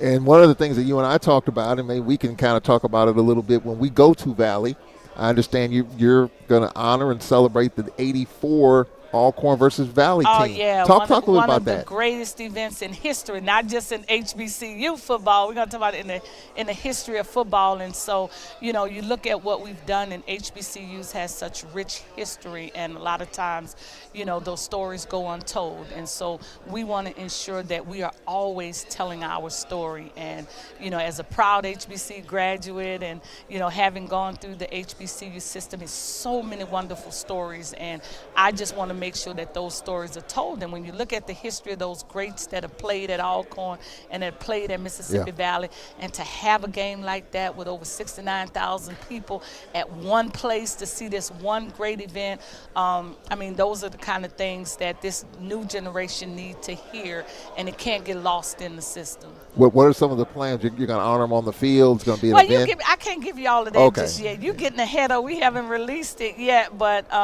we do. We plan on really just honoring them and making them feel appreciated and a part. And it's that connection. When you think about, how do you ensure that the past and the present are connecting? How do we ensure that the student athletes that most likely wasn't even born yet can understand those types of events?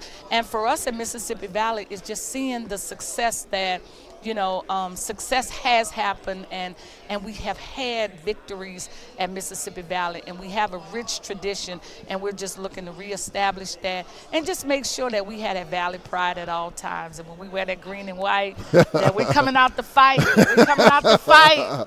I have told people, don't sleep on Mississippi Valley. Don't. We're coming to fight. We're going to be there. We have nothing to lose. We're there. We're there, and that's what I love about Mississippi football, and just, black college football, and just, that grittiness and that competitiveness. And as I'll say again, of course you guys have to do a job and you do rankings and all of that, but that doesn't reflect the fight that's in the heart of these kids. And every day Coach Buckley and his staff is working hard at ensuring that when we come out to play, we coming into a game now. You're not just gonna roll over. We coming in there, and we're preparing to come out with some victories. So don't sleep on Valley. It's two things I know when I come to Itabena. I know Valley's gonna give us a tough fight, regardless of men's and women's basketball, and Larry's Fish House. Yes. So still there, and still some great food, and you are so right. Coming back to the Delta and really just enjoying the history and the people, and the great food and the great camaraderie. It couldn't be any better. And we want to make sure every time you come to Valley, if nothing else, we're gonna give you some great competitiveness, but we're gonna give you some great love and hospitality as well. Well, Mr. Larry, who owns Larry's Fish House, I was there for a bowling tournament up in Cleveland. Okay. And I went to Larry's Fish House, and I knew the people there. I was looking forward to seeing Mr. Larry. Unfortunately, Mr. Larry passed away. I didn't know that. And so that kind of tugged my heartstrings a little bit. But the restaurant is still going. It's still going strong, and they are one of the best supporters of Mississippi Valley. Anytime we've asked them to participate and help out our student athletes in the department, they've always been there. So shout out to Larry's Fish House. Oh, absolutely. I pump it every time when someone asks, where is there to eat up in the Delta? And great food. That's the first and really only place I recommend. Well, Doc, we appreciate it and looking forward to more details. Thank you. I sure will, and look forward to seeing you. So thank you so much for having me. We appreciate you coming on. We'll take a break right here. We'll be right back with more from Birmingham. We'll be right back.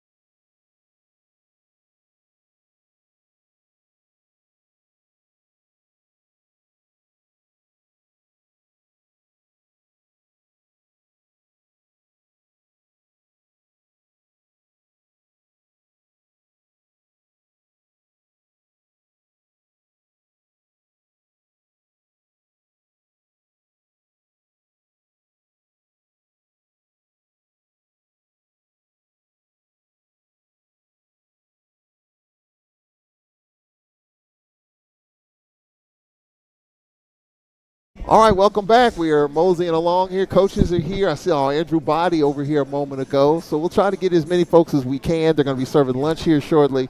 So we're going to talk with Cedric Thomas. We heard from Eric Thomas on the defensive side for the Braves, and, of course, Jalen Tolbert. And now let's talk about TSU. Coach Chris Dishman joining us. Coach, how you doing, sir? I'm doing great. How are you doing today? I am doing well, and I tell you what, we talk about Alcorn football, one of the big wins that we had. Obviously, Texas Southern, but your team was right there in the mix in the Western Division. And so your team was kind of like right there. And I just feel like, hey, another piece here, another piece there, and Texas Southern might be heard from. Hold on, let me take my glasses off.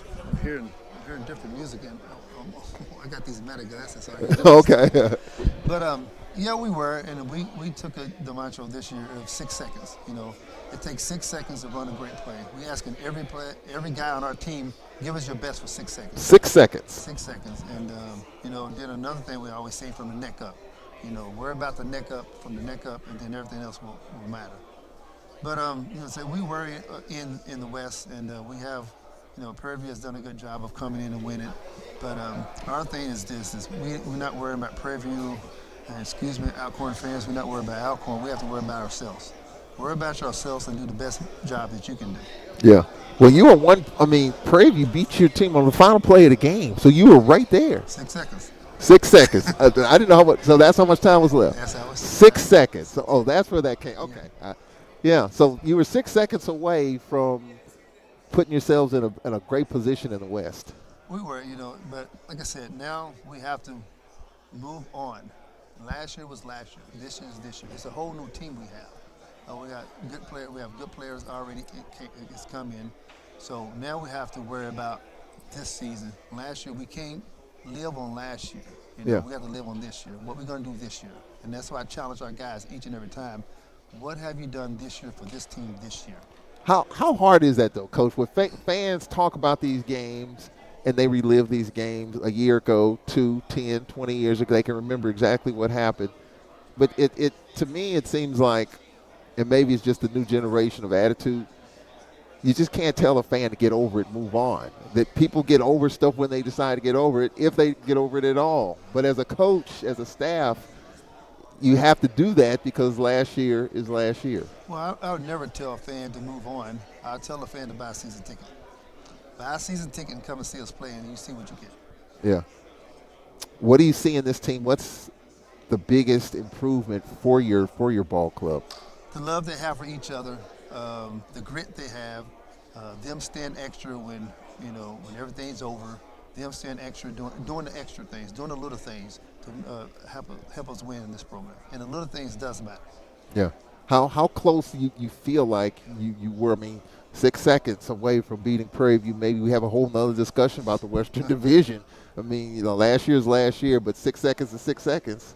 How close you feel like you are to maybe getting to that next tier? I think we're very close, but we got to realize there's other teams in the West. Southern's going to be good with Marshall coming in. Yeah. Alcorn always gives us problems. The Mississippi Valley gives us a problem. So we have to be able to take one game at a time and do our best for those 6 seconds. Yeah. And, of course, you're coming to Alcorn early in the season. How important is it to get off to a good start? It's always important to have a fast start. Fast start, strong finish. Yeah. Talk about your quarterback play going in this upcoming season. Well, we got a quarterback, Cam McCoy, came from Southern. He's down over here. So Cameron? Yeah, Cameron. But I think Cam is a good leader. But what he brought over here was leadership. What he brought over here was always called stripes. He have enough stripes. He played enough games in the SWAC to have the stripes, and he's able to say what he say to different guys because he have those stripes. Yeah. Well, Coach, we appreciate it, man. Looking forward to that game in September. All righty. Have a great one. That's Coach Chris Dishman, the coach of Texas Southern. We got more to come from Birmingham. We'll be right back after this.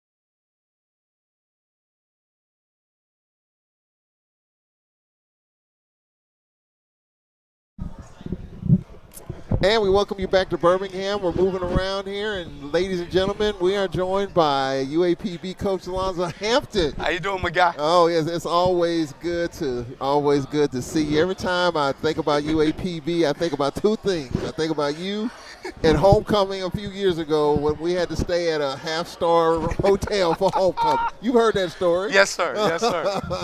But guess what? We got Saracen Casino now. You got plenty of places to stay. But that option wasn't available then, Coach. But it is now. Hey, we're moving forward. We're not going back. I agree with you. I agree with you. Cameo Stokes at Media SID teases me about it, and that's a story I probably shouldn't share, but we didn't have an option. It was homecoming. That's right. We were doing a high school game, and we didn't want to go to Little Rock where the team was staying. Yep. And then have to come back knowing it's homecoming and fighting the traffic and everything that goes with that. So we just stayed in Pine Bluff. But it was my fault because I didn't know that we were going for your homecoming. So all that is that was just a crazy. I'm not gonna name the establishment because I don't want to get sued. That's right. But it was not horrible. Good. It was bad. It was bad.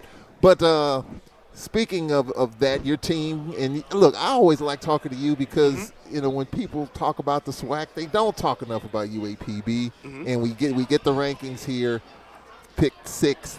What's the underrated story with UAPB football? What are people not talking about and should be talking about? Yeah, I mean, so it's funny that you say we're picked 6, right? We beat Alcorn last year. We beat Southern, and I don't really care about it. But again, those are just people's opinion, right? Our kids are going to come in. They're going to play hard. We're going to work. It's bulletin board material, right? At the end of the day, you have to play the game. Like to me, Prairie View had a really good team. Texas Southern, they played great defense. Those, in my opinion, those are the 2 teams I voted for in the West. I mean, Grambling beat us on the last drive. We had 4 takeaways. We lost 20-16. We were winning the game. FAMU, we were winning the game, and they beat us 31-28. So, we picked last. It's kind of laughable. But at the end of the day, you have to go earn your respect. You got to play the game. And so we're excited about that. Is it bulletin board material to look at this and see UAPB 6? Are you going to post this on your locker room? No, you don't have to post it. At the end of the day, whoever, it's just preseason, right? It doesn't mean anything. I can go look at a lot of teams that were picked in the top 25 last year. Didn't end up in the top 25. And so that really doesn't matter. Our kids know it's a process that we're working towards, right? We're on year 4, and we just need to continue to get better every single day. You can't waste a day, make the daily deposits. And you look at the teams in the West, and this is all we go by, right? Because those are the games. Obviously, all the games matter. But Prairie View, they knocked our quarterback out the first series, right? Against Texas Southern, it's a 10-hour trip. We go down there and play both of those. We go the day of. I mean, you go on Friday. We got to go a day earlier. Our kids, they're not ready. And so those are some changes that we made. But the other 4 teams on that side, we beat Alcorn. We had Grambling beat. And then the other ones, who else? Southern and Grambling. So it's only 2 teams on our side that we didn't play well. Yeah. And those are the 2 Texas schools. So everybody else that he picked before us, it is what it is. Let's go play the game. Do me a favor, Coach. Adjust your right here. Yeah. Eric, that's perfect. Yep. So you were right there. In other words, UAPB was right there. Could have had more wins. Yep. Oh no, I mean, obviously we go back and we watch every game as coaches, right? And we're showing our players, all right, if you turn the ball back to your buddy here, right, knowing where your help is. On offense, if we pick up one more first down, if I strain a little hard on this block right here, on special teams, if I don't grab the guy, if I run by, those are the things that we had a kickoff return against FAMU that was called back because the guy's holding.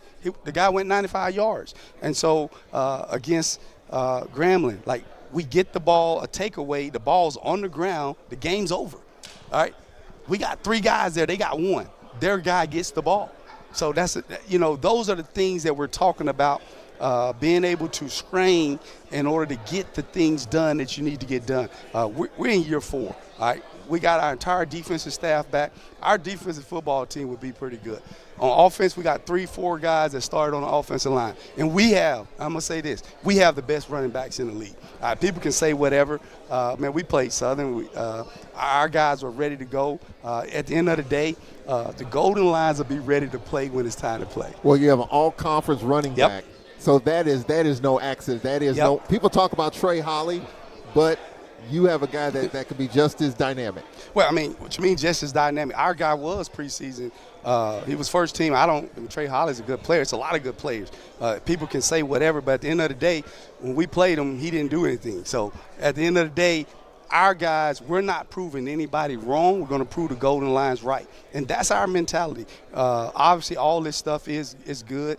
They'll post it, who's first, who's sixth. At the end of the day, I don't know if anybody had Prairie View winning last year, but Coach Jackson and his staff did a great job, and they did it because they played great defense. They didn't turn the ball over on offense. And so those are the things that we're excited about because we feel like we have the perfect complementary football this year in order to take us over the top. Well, you know what I thought about? A couple years ago, you had Hagan's quarterback, you had Giovanni Gibson, and I said to myself, and when they came to Alcorn, I said, if that tandem stays together, I know defensively you're going to have your identity on that defense, but then now you got the offensive pieces. That was then. UAPB could be a problem, but then college football happens, Hagan's goes, Gibson moves on. Did you have to rebuild that offense after that? I mean, obviously when you lose talented players, Giovanni Gibson was special. That's why he left us, went to Oklahoma, and now he's at Cincinnati. I talk to him all the time. But sometimes you get better by, subtraction. Right? Guys hit the portal. They that's good for them, right? This is the market that we're in. And you make it, you're happy for those guys, but then the guys that you get a chance to bring in, those guys are highly competitive too. And so what we've done is this would be the best group of receivers we've had. Our quarterback room is really talented. Nobody knows about these guys. And now they get an opportunity to go out there. We got a new offensive coordinator, but he's sharp. And so we're excited about the direction that we're headed. We're in year 4, right? So we don't have to tear down everything. Our guys know what to expect, and they're excited about it. Well, I like your attitude because every year we talk, there's a smile on your face. You look at where you're picked, and you're like, hey, it doesn't matter. You all beat, one of the big upsets, you beat Alcorn in Memphis, and that a lot of people were talking about that. A lot of our folks hadn't gotten over that one. Yeah, you guys call it an upset. We thought we were the better team going in. And those are the kind of things I say. Like, what makes them better? Because what? I'm just curious. That's why I always tell the players, what makes them better than you? Because they got what?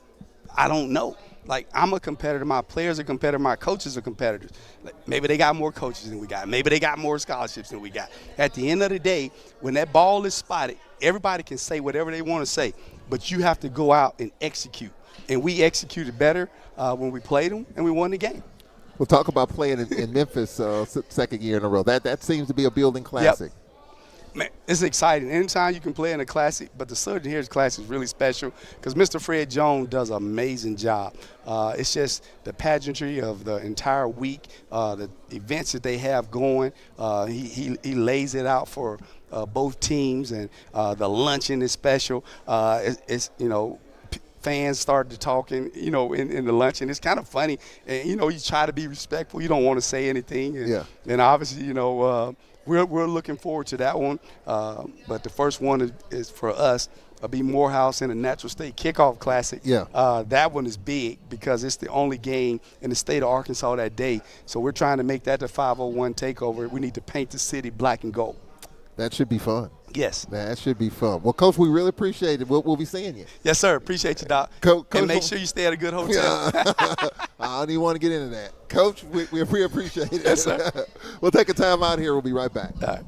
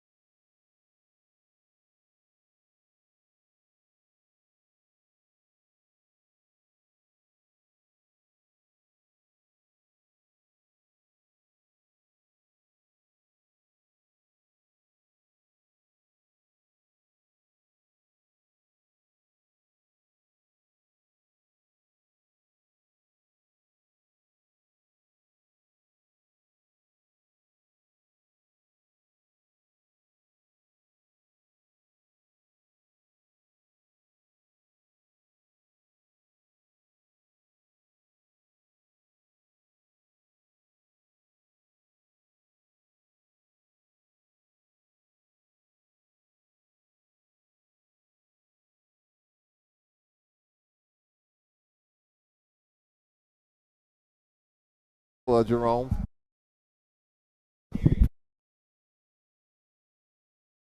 All right, we welcome you back to Birmingham, Alabama Media Day 2026. Round the horn we go, and Braves head football coach Cedric Thomas joining us here. Coach, we appreciate it, man. Yes, sir, Mr. Charles. Well, normally we get you at the tail end of it when it's all said and done, but I'm glad we're able to get you, and appreciate you as always. And we talk with Thomas, we talk with Jalen Tolbert, like those guys are ready to go. Yeah, those guys are excited. Just picking off the last one, Mr. Charles. Down in that Jackson, man, that capital city. I just think they just taking that momentum, going into the spring, and then now into the summer. In phase one. Just establishing, being able to start fast and finish strong. When I talk about Alcorn this whole off season, people just kind of, and this is just my overall observation, people forgot about Alcorn the first half of last year. We lose to Northwestern State, we lose to Prairie View, we lose to Alabama A&M, when people were like, well, the Braves aren't going to be there. But they didn't see winning 5 out of 6, one of the hottest teams to end the season. And now more and more people are kind of coming around with Jalen Tolbert coming back and the way he's looked second half of the season. I think people might be saying, you know what? We can't forget about Alcorn. Well, even if they do, we'll take the sneak approach. We'll sneak up on them, but we won't get that effect. Just because of the brand. Everybody know when you sit out and you talk to the coaches last night. Everybody talks about how hard it is, to get a win at Alcorn. How hard the guys play. You hear T-Jack say that wasn't an 0-5 team that they came, and played. And so, we understand that part, but. Now the moral victory is out the window. We got to be able to finish some of these games. You're talking about 6 games with less than 35 points. We got to be able to, be on the other side of some of these. And I think that's going to start, in the spring, what you did, and then the summer, doing extra, making sure that, we're doing all the little things, on and off the field to be able to give us a chance. Because, Mr. Charles, you look at it, I don't want nobody to push us around. We're going to be big enough on both sides of the ball. You got to do a better job defensively, some coverage stuff, and sacking the quarterback, and offensively protecting the quarterback, and making sure the run game good. But we'll have a chance. We just got to do the little things, and I think it's all the psychological input that we got to work on to these guys to understand that, hey, we are good enough. Hey, and let's go win these games and not just let people hang around, trying to see what the outcome going to be at the end. Well, Tremaine Jackson, we interviewed him earlier, and he said, hey, when they came to Alcorn, and the players saw the film, and they just thought it was a team that hadn't won a game. And Tremaine Jackson said, hey, guys, wake up. And we were probably 5 yards away from winning that game, but maybe changing the whole landscape of the Western Division. Oh, without a doubt. And so that's his testament, to these coaches and also, just the players. You talking about 0-5, Mr. Charles, it's tough, for everybody. Depression is real, mental health is real. I can't get off the couch and coaches, man, crying, and players working as best way they can. And they come to the office trying to figure out what's going on because we, everybody working, everybody putting the time in.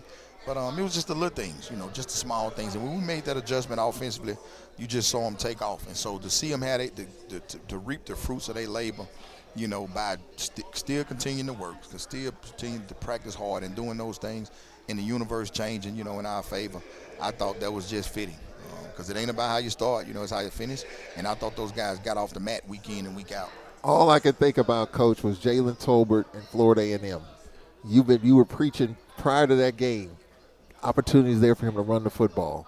And then against Florida A&M on a 3rd and 14, he ran the football for 30 yards, and I'm like, wow. And from that game, I referenced that game because that was, to the point in the season, his most productive game running the football, and it's like the light bulb went off for him in terms of the lanes open and taking advantage of it. The frustrating part is we saw it every day in practice. But when I kind of peeled the layers back and had an intimate conversation after the change, we don't have theoretically a backup quarterback. And, some guys was just telling him, hey, we need you, be smart, And so he took that be smart as, not play reckless in the run game. And so he didn't run the ball as much, thinking that, we don't have a backup quarterback. And so once I just told him, hey, look, you either going to run it or you're going to come over here and run by me.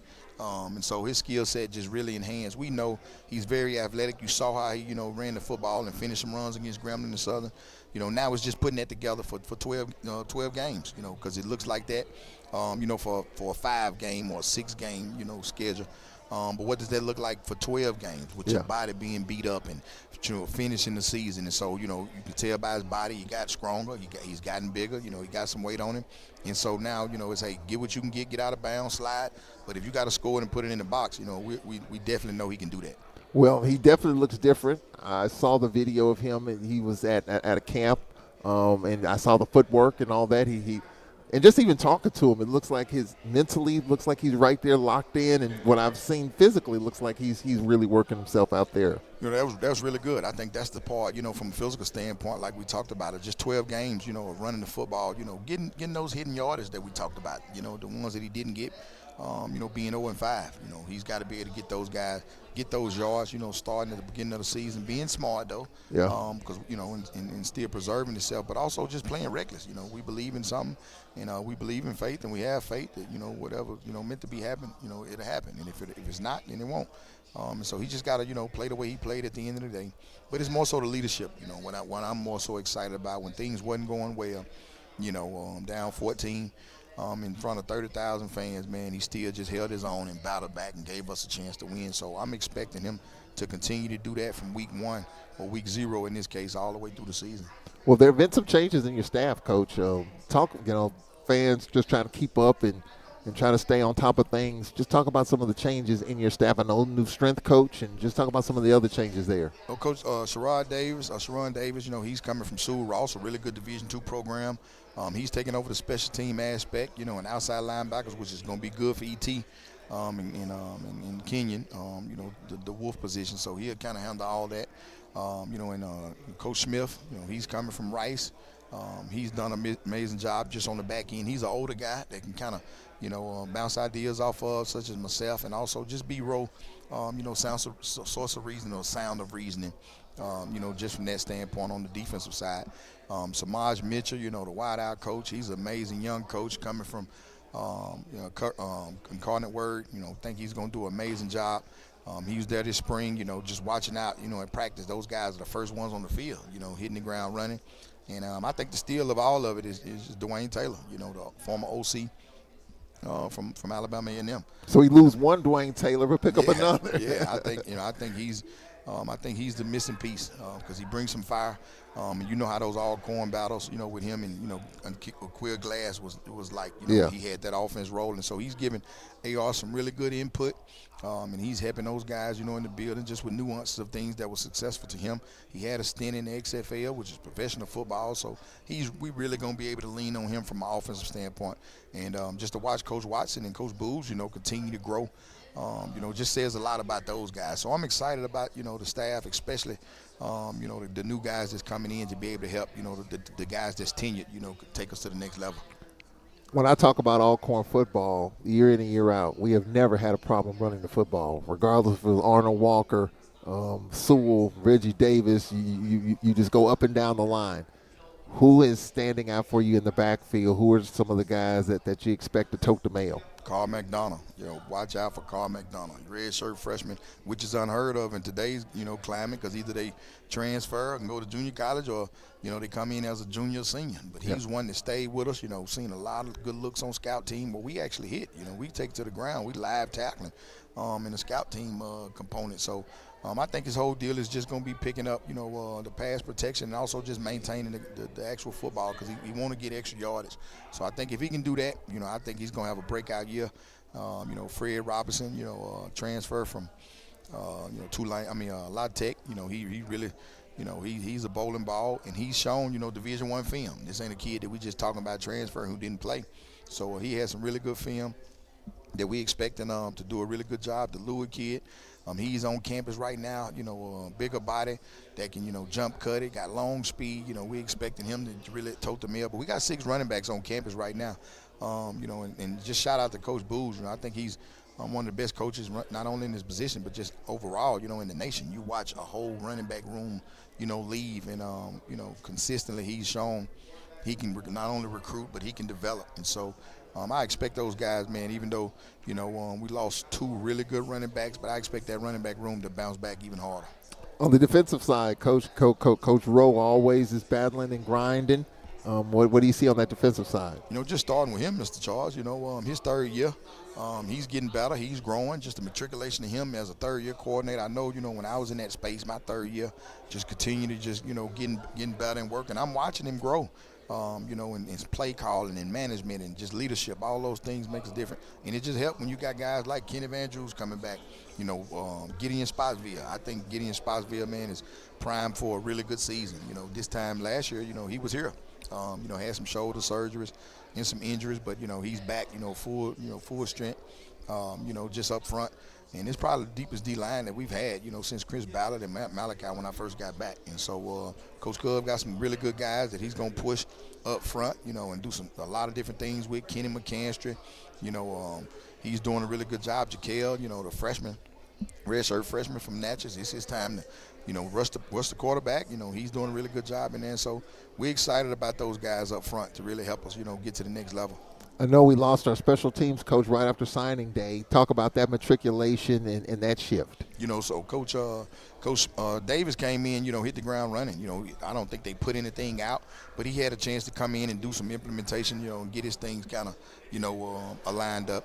We didn't change a whole bunch because my hand's on the special team aspect also. So we kind of kept some things the same, just so, it's better for one person to learn as opposed to, 20, 22 or 40, players learning it. So we kept some nuances the same, but he brought some really good guys with him, to be able to do the specialty aspect, and it always helps when you got, all conference punter returning. And so we're excited about those guys. Caleb, a red shirt senior, kicker that's coming in is going to really help us. Got an All-American long snapper just signed that'll be showing up on the 27th. So he's hit the ground running, and, he's done a really good job, just so far in the special team aspect. Well, when you look at all conference, we look at the projected order of finish. Now, of course, I've been telling people on different podcasts, I think based on the way we ended last year and the momentum, we picked that momentum up, we can win the Western Division. A lot of people thought I was on some sort of steroid or drug or whatever, but over time, people are kind of letting it marinate. And I think because people forgot about us the first half of the season. So they see Jalen Tolbert coming back, a different Jalen Tolbert. The predicted order of finish came out today. We're picked third. I thought, of course, my own personal opinion, number one, but I thought maybe two. But then Grambling picked second, and then their OC is gone for whatever reason. That just came out in the last 24 hours. So I think these votes are done. The voting is done probably a couple of weeks ago, so that this just happened. But what do you think about, being picked third? Year one, you were picked to finish number one. Yeah, that shouldn't have been. I think the biggest thing with the space now is, for us as coaches, we kind of in it, so we know. And I said before, it's easier for us. We kind of know what everybody got. We talk. I think it's getting harder for you guys, Mr. Charles, from media space to follow it because you got, Sid Roberts leaving, you got a Tyron Warren leaving, but not just them two at my place, but it's a lot of other players that's leaving from a lot of other, institutions. And then, sometimes we project some of those Division I Power 4 transfers are being good players, and a lot of those guys don't pan out, when you go get those transfers. So I think it's just hard on the media to be able to go in, comb through it with a fine-tooth comb and sit there and say, okay, hey, look, we expect this team to do X, Y, Z, which is cool, in this time of the year. But that ball got to kick off. And I like my chances versus, everybody on the league. I told Mika last night, I know he didn't have 17 players, last year when he played. So I hope he have his 17. But, I ain't scared of him. I ain't lost to him yet. I think our biggest deal, the same thing with Texas Southern. I think our deal is we got to win the games that we're supposed to win, and then we got to beat some of the upper echelon teams. Well, how many players are in this summer session here? We got about 70. Okay. We got about, every scholarship player in the building except the specialists, because they doing kicking camps, all of them here. Yeah. I think we might have 2 non-scholarship players they're still taking care of some academic things from a junior college standpoint, but we got pretty much over 3/4 of the team here. So the schedule now here, middle of July, got through media day. What's the schedule like now on the end of the month? 7-on-7 Tuesday and Thursday. Working out, running them hills, grinding. In the walkthroughs and in the sprint coach deal. That's what we're doing. What can you tell us? I know it's early, 6 weeks before we kick it off. What can you say about Miles? Oh yeah, athletic team. They got championship pedigree. They got some guys that were still left on that team from that, a couple of years ago that won it. When Shade was a coach. Yep, they spread. They do some 10 personnel, some 11 personnel things, and it's a good football team. Got a quarterback that's athletic, so we looking at it. We definitely taking 2 days out the week, breaking it down as we speak. So definitely, it's something you can't sleep on. Oh, no doubt, no doubt, Mr. Charles. They won't catch us lacking on that part, and I'm just glad we got opportunity to be at home week 0. Shout out to the administration, everybody, for allowing the guys to get in early. But yeah, it showed being on the road, dealing with Vanderbilt and UAB. What excites you about this season? Just the retention. I can't say enough about that last game. I just knew that those guys would be satisfied with a more victory. But to watch them guys cry and say this won't happen, next year, and they worked like it in the spring, I know we on to something. Yeah. Well, Coach, we appreciate it. Yes, sir. We got Cedric Thomas in, ladies and gentlemen, and he'll be bouncing around. We'll take a break here. Other coaches are coming up. We had the 2 Alcorn players and Ced Thomas. Coaches from here on out, I want to definitely talk with Marshall Falk. I see Quinn Gray talking with the SWAC, and we've already talked with him. So the other coaches, as they come in, we'll try to get them as well. So we'll be right back after this from Birmingham.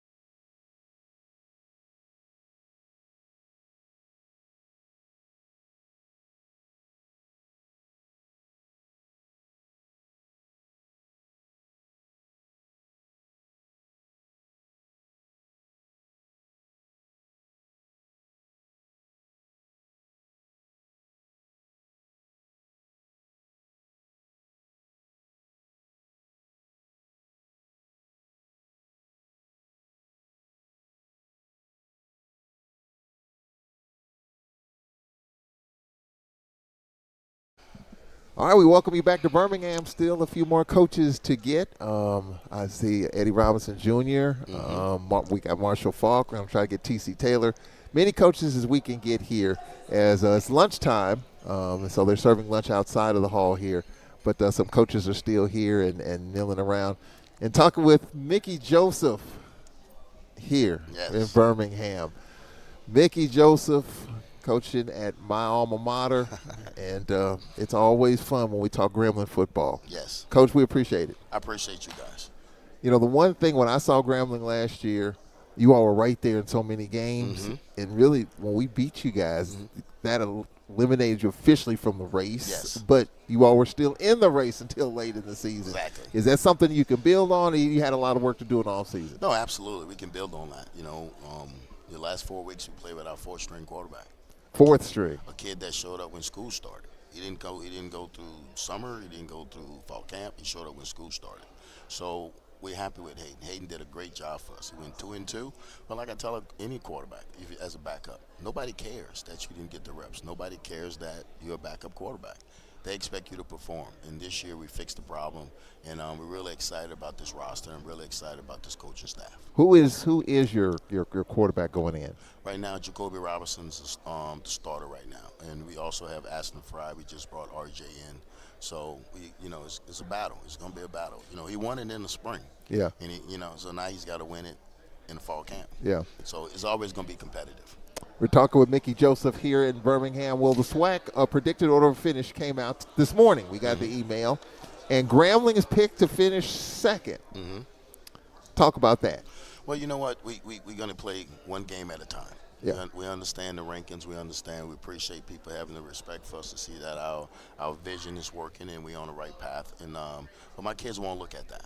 They won't look at that. They're going to focus on us right now. And when they get back in, we're going to focus on us. In 2 weeks before we play Clark, we'll focus on Clark. But right now, they won't read those clippings. They won't post all that stuff because that's just words on paper. Yeah. Now we got to show them. We got to show people what we can do. We got to get in here and run the ball. We got to get in here and play good defense. Got to play good special teams. So we still got a lot of work to do by showing people what we can do. But at the end of the day, we always say we Grambling. Yeah. You know, and we're going to get people best shot no matter what. No matter where's Grambling's at, they're going to get people best shot because we are Grambling. Well, the one thing that came out in the last 24 hours that got a little bit of talk around here, you lost your offensive coordinator. Yes. And so there's obviously the speculation something's going on or whatever, whether it's personal or whatever. Do you care to talk about that? Well, Coach Carey picked family. He wanted to be closer to his family. He's got a young boy, Deuce, and he's got his daughter that's at school at LSU. He's got a daughter that's going to high school. So he picked family. He did something that I wish I would have did early in my career. Just pick my family over the profession because my first 4 kids, the profession raised. I was there financially, but I wasn't there all the time. I missed a lot. But, like I said, but the last 2, I'm there with them. I'm there with him every step of the way. So we're going to miss Coach Carey. Coach Carey was a great man, was a great coach. The kids, they didn't understand in the beginning. Now they understand. But you know what? The playbook's the same. That's why we keep the playbook the same. And at the end of the day, players, we still have 62% of our roster coming back. So these kids, some of these kids are going in their 3rd year with this playbook. So they understand what we expect out of them. But at the end of the day, the ball's going to kick off. Nobody's going to say, oh, you lost this, you lost that. And people say, well, okay, who's calling plays? Well, who called plays last year? You didn't know because I never said who was the coordinator. Yeah. So you don't know this year either. It's not your business to know who's calling plays. It's your job to cheer. That's it. So what you cheer. Well, that's when people talk about Grambling, even last year, I believe, that all the stuff that was going on with your roster, it wasn't talked about. Like, there's not a lot of news coming out of Grambling. Who are they signing? Who are they not? And so it sounds like that's kind of the intention. Yeah. We always say that. We say gangsters move in silence. And we move in silence. We move in silence. We don't spit a whole bunch out, let everybody know what's going on with our game because you're a fan. You're a fan. You're gonna get what we give you. Yeah. Some things we're gonna give you, some things you're not. But you're not gonna know what's going on in my building. And I know a lot of people want to know. And I told my players that, and I told my coaches that. If I find out you're in my building and you're spitting out business out there, I'm gonna deal with you. And because we want to keep everything private. We want to keep everything tight to the vest. Because I think the more you put out there, the more pressure you put on the players and the more pressure you put on them coaches. If you keep it in-house, I can keep their focus. Like I said, we focus on the process. Because sometimes when you focus on the outcome, it gets diluted. You know, so we focus on the process, and the process here is doing things the right way, respecting each other, and respecting the game. Well, the one thing that's gotten out is, and I'm glad to see it as a Grambling-ite, you're going to have a new facility, indoor practice facility, Yes. and all of that. So that's no secret. No, we gave you a picture. We gave you a picture. We broke ground, so we let you know about that. Yeah. You know, but we take our hat off to Dr. LaMelle and Dr. Scott. Yeah. You know, from working so hard and getting those the things we need, and it's going to help the whole university out because everybody's going to be able to use it. You know, just regular students and as student athletes are really going to benefit from that. How has that impacted recruiting a little bit with that news coming out? Has that helped any? Or is it too early to say? No, because you know what? These kids chase bags. And we still do it with relationships. And we tell kids all the time, if you ain't chasing bags, sometimes you miss out on the right fit. And we think we're the right fit. Before you chase a bag, you need to find out and make sure that's the right fit. Yeah. Because there's nothing more than having money and being miserable. You know, and money's the root of all evil. And we tell them that. You know, so we do things different with our share river and how we do things. And we do miss out on some kids. Some kids don't come to us because we don't give them a whole bunch of money up front. But I can't miss nothing I never had. So we don't worry about those kids. We worry about the kids that's in the building, not the kids that's not in the building.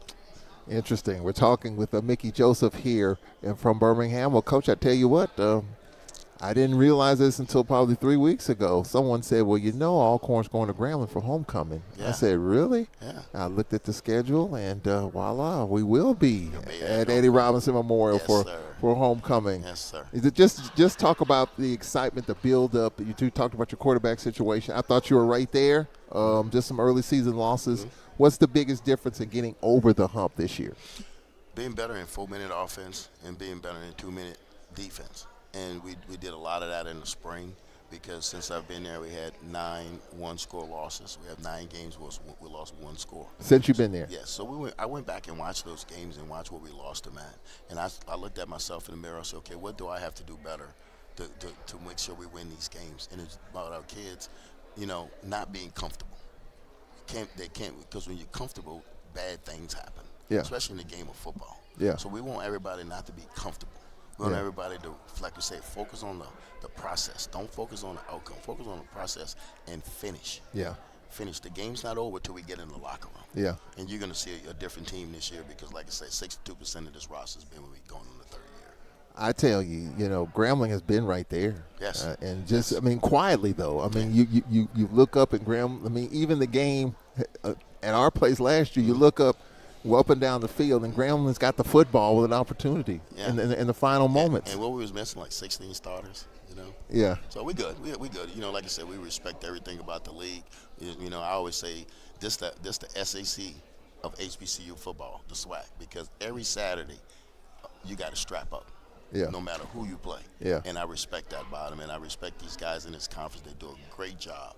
And it's a shame right now that, you know, we do a development right now, and then they come buy our players off us. Yeah. So we got to continue to get a kid in there that's a starter because we're losing starters. But to get it's a well-coached conference. These kids can run in this conference. They can play. They're good football and they play hard. And you respect them, and they're very respectable kids. Well, speaking of that, you've been on that level. Okay, so you were an assistant at LSU. Mm-hmm. You were and a lot of people don't know, you were an assistant at LSU. You were the interim head coach at Nebraska. Yes, sir. So you know that landscape. Exactly. What is it from the SWAC standpoint? Because we are losing players. Mm-hmm. We're getting bought out. Players are getting bought. Mm-hmm. What can be said? What can be done, if anything, to preserve that? Or is it this is just the landscape? This is the business of it, and we just got to deal with it. Just the business of it, and we got to deal with it. You know, we're going to continue to develop them because we have some great coaches and some great assistant coaches in here with some great ADs, some great presidents. So we're going to continue to develop them on and off the field. It's nothing we can do with the money.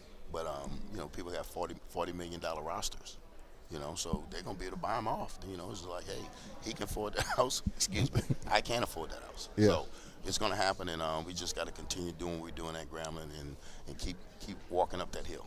Well, Coach, we appreciate it, man. I appreciate you. I need a couple of homecoming tickets, too. You got me? No, you're going to get it for free. I need a place to park because I know that Grambling is always tough. You can park at my house, and I'll get the golf cart to bring you over. Okay, all right. We'll definitely work that out. Yes. Coach, we appreciate it. Appreciate you. Thank you. We'll take a break here. We're going to talk some Bethune-Cookman football with Coach Woody coming up next. We'll be right back. Yeah,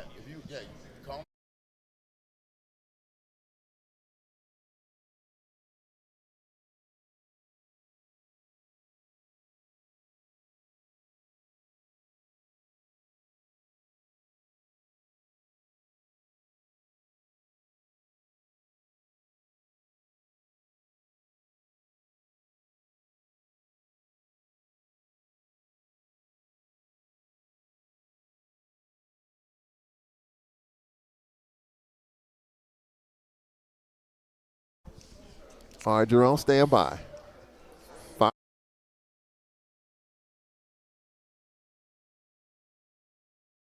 Birmingham, we appreciate Mickey Joseph. We appreciate all the coaches. Eddie Robinson Jr. is over here. He'll be coming up next. And Coach Woody joins us. Bethune-Cookman. Yes. I tell you what, two of the hottest teams in the regular season. They're all Corn Braves winning 5 of 6. Bethune-Cookman winning 4 of 6 to end the season, including beating those Rattlers in the final seconds. How do you feel about carrying that momentum over? Feel great.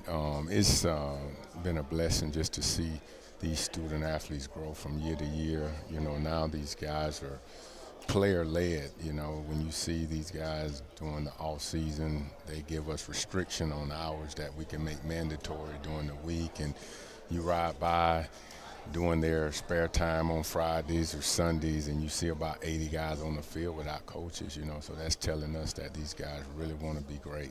So the leadership aspect is there. Yes, sir.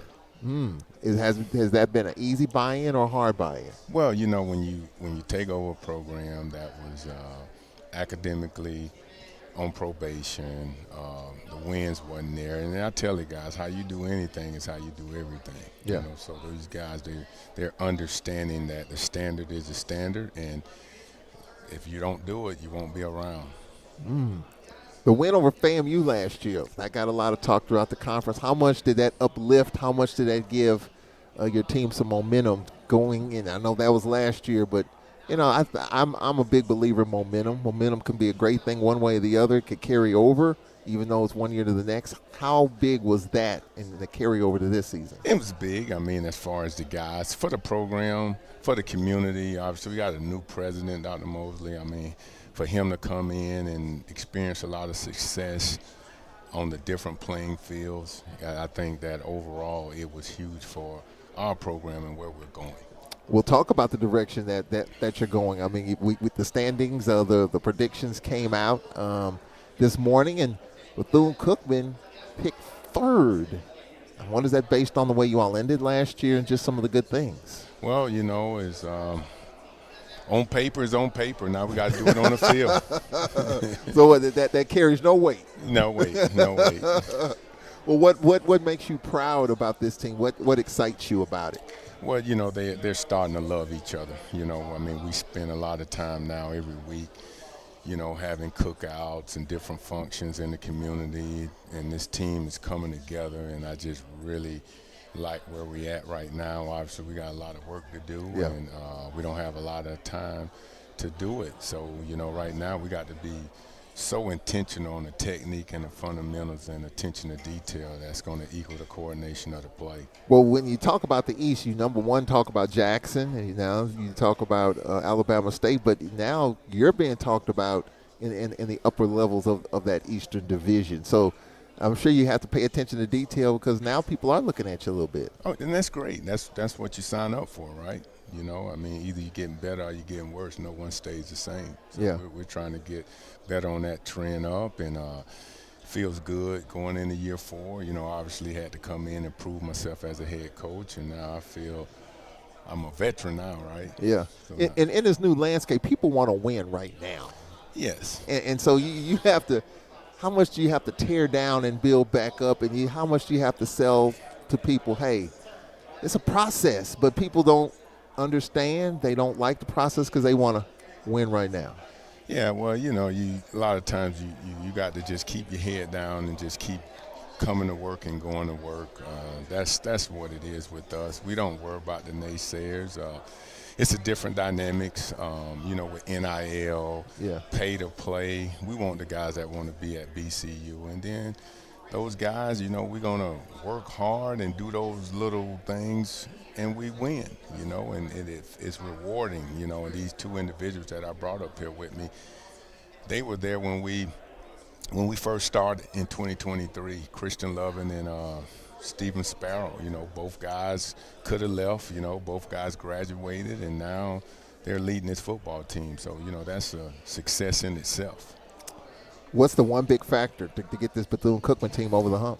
Well, like I said before, and I'm going to stick with this, I'm so serious about it. We have to be intentional with the technique, the fundamentals and attention to detail. You mentioned last year, okay, you learned from the past playing Jackson State and Grambling right after. We had 6 turnovers. We don't have that. It's a different talk. But, you know, nobody cares about coulda, woulda, shoulda. You got to do it. Yeah. Well, Coach, we appreciate it. Thank you. That's Coach Woody joining us here. We'll be right back, and we'll try to get some other coaches and wrap it up after this timeout. All right, Coach.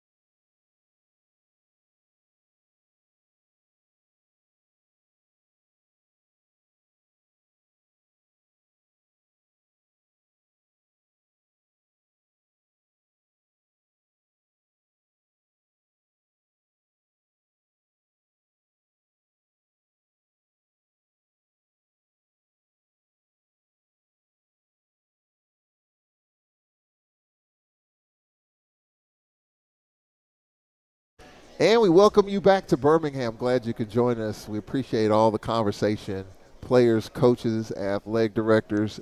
And ladies and gentlemen, I am honored to be talking with someone that arrived at Alcorn when I did. He was Malcolm Jones II then. He's Dr. Malcolm Jones II now. And he joins us. He has a book out, ladies and gentlemen. And I saw it on social media. This book, Cheated: How American Athletics Profits from Performance While Failing to Protect the People Inside It. And he just handed me this, and I'm going to definitely check it out as we roll along. Doc, we appreciate it. Man, it's a pleasure to sit down with the Alcorn State University. Man, it just kind of tells me that I'm getting old. Hey, the only way you won't get old is if you die, Charles. We want you to keep getting old. Man, we were just reminiscing of, you were part of the 2 playoff appearances, 92 and 94, Youngstown State 94. Yes, sir. Steve McNair on one leg and it's 20 below in Youngstown. Yes, sir. Throwing for almost 600 yards.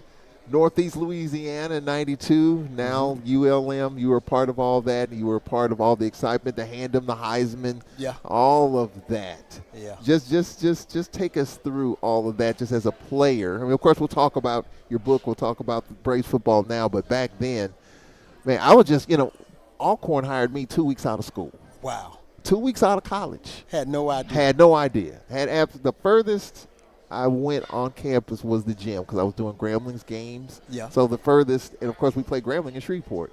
So the furthest I've been at Alcorn's campus was the Whitney Arena. So I didn't know anything about Henderson Stadium, anything else beyond that point. And so as a young 22, 23-year-old kid, just 2 weeks out of school, I didn't know what the heck was going on. I didn't know what to expect. Rat McGowan, the late Rat McGowan, said there's no way we ought to hire a Grambling man to call Alcorn's game. Now, that sounds just like Coach McGowan. That's exactly right.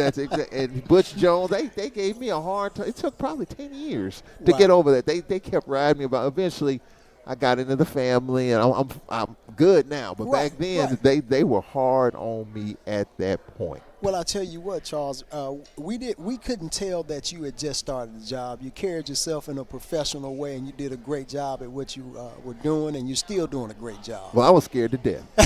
I had never really been away from home. Right. Other than Grambling. Grambling was my first experience away from St. Louis. And you've been here ever since. I've been here ever since. Wow. But wow. I thank the Alcorn Knights for taking me in and all of that. So I appreciate that. And I tell you, it's during those times, though, 91, 92, 93, Steve McNair coming off the bench against Grambling and Shreveport. And, you know, the next game, I remember we played in Texas Stadium, Alabama A&M, and we played in different venues. I mean, that was a hell of a time dealing with the guy growing up in Steve McNair, the Heisman, and that was just a hell of a time. Yeah, it was a great era, man. I can remember getting to Alcorn State in 1991. Of course, you know, we didn't have lights at the stadium. We were still playing at Henderson Stadium. And, man, we were practicing 3 times a day.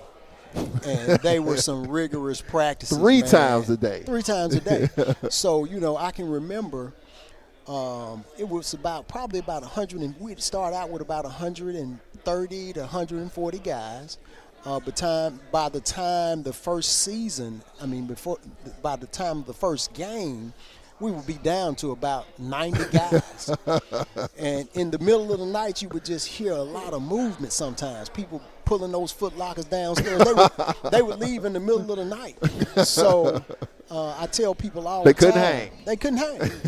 I tell people all the time, man, that if you could go through Alcorn State University's football program and last, you were probably one of the strongest people, mentally tough people that exist in the world. Yeah. Cardell Jones and that staff took us through the ringer. Yeah.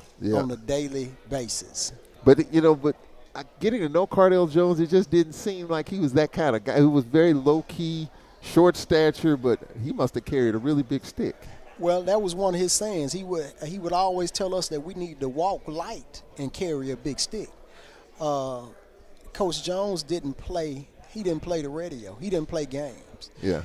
His yes was yes, his no was no. Whatever he said, he meant. Yeah. And he held us accountable in every way and really put a lot of work ethic and discipline in us, man. You know, and that carries over with me into my life right now. When you talk about if somebody's telling me that we have to work, if that's all we have to do, I'm going to beat everybody in the room because my work ethic is stronger than everybody that I'm going to come up against. You can't outwork me. Yeah. That came from Alcorn State University and, of course, my dad. Yeah. So he did a great job of developing us as people and pushing us. Yeah, and you've done a really good job. I mean, talk about this book, how it got started. I've seen the videos of you interviewing different people. You talked about Cardell Jones. Yeah. When I saw it on my timeline, I'm like, man, this was pretty impressive. How did this book, Cheated, get started? So, Charles, so you'll understand my story, and I don't know if you remember it in detail like I remember it in detail, but, of course, you know I was a 4-year starter at Alcorn State. I began to write about my life, athletics, and how athletics basically began to guide my life. And once I began to write about it, I said, I can't just write about my life. This has to be impactful. This has to be a book that helps somebody. Yeah. The only reason that I ever did any schoolwork was because my parents told me that if you don't make all A's and B's, you can't play football, you can't play baseball. First and second grade, Charles, I was making D's and F's. So the bargain was for me I started doing my schoolwork, so they allowed me to play elementary football. Once I started doing that, I figured out, okay, I'm pretty good at this academic game. I ended up graduating 3rd in my class. But the transition to Alcorn State University, I redshirted my first year. The next year I started at corner. I started those next 2 years at corner, and going into that 94 season, I was preseason All-American, rated number 7 by Mel Kiper in the nation as a corner, running pretty good 40 times. But at the same time that was going on, I was doing well and doing great on the football field, but I wasn't so disciplined outside of that football field. I stopped going to class because I was reading my own press clippings, because you know how it was happening at Alcorn State at that time. If you were a wide receiver or a DB and you could play at a high level at Alcorn, highly likely you were going to be drafted or you were going to be picked up free agent, no doubt about it. But doing a lot of drinking, lost my focus, and I was totally focused on athletics. So I was in the process of cheating myself. And I just want that's one way you can be cheated, but I want to get this information and this message out to athletes, man, that you can practice duality. You can be successful in academics and personal development and getting ready for the future just as well as doing the same thing in athletics. You can put the same energy into both and be successful at both.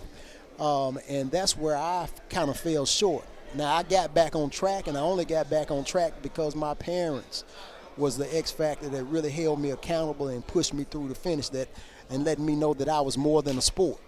And I just, my total identity wasn't just football because I was always an academician. And so that's why I began to write the book and just looking at athletics and how it is now, man. You look at the transfer portal. You have these kids that are chasing money. They're moving from school to school.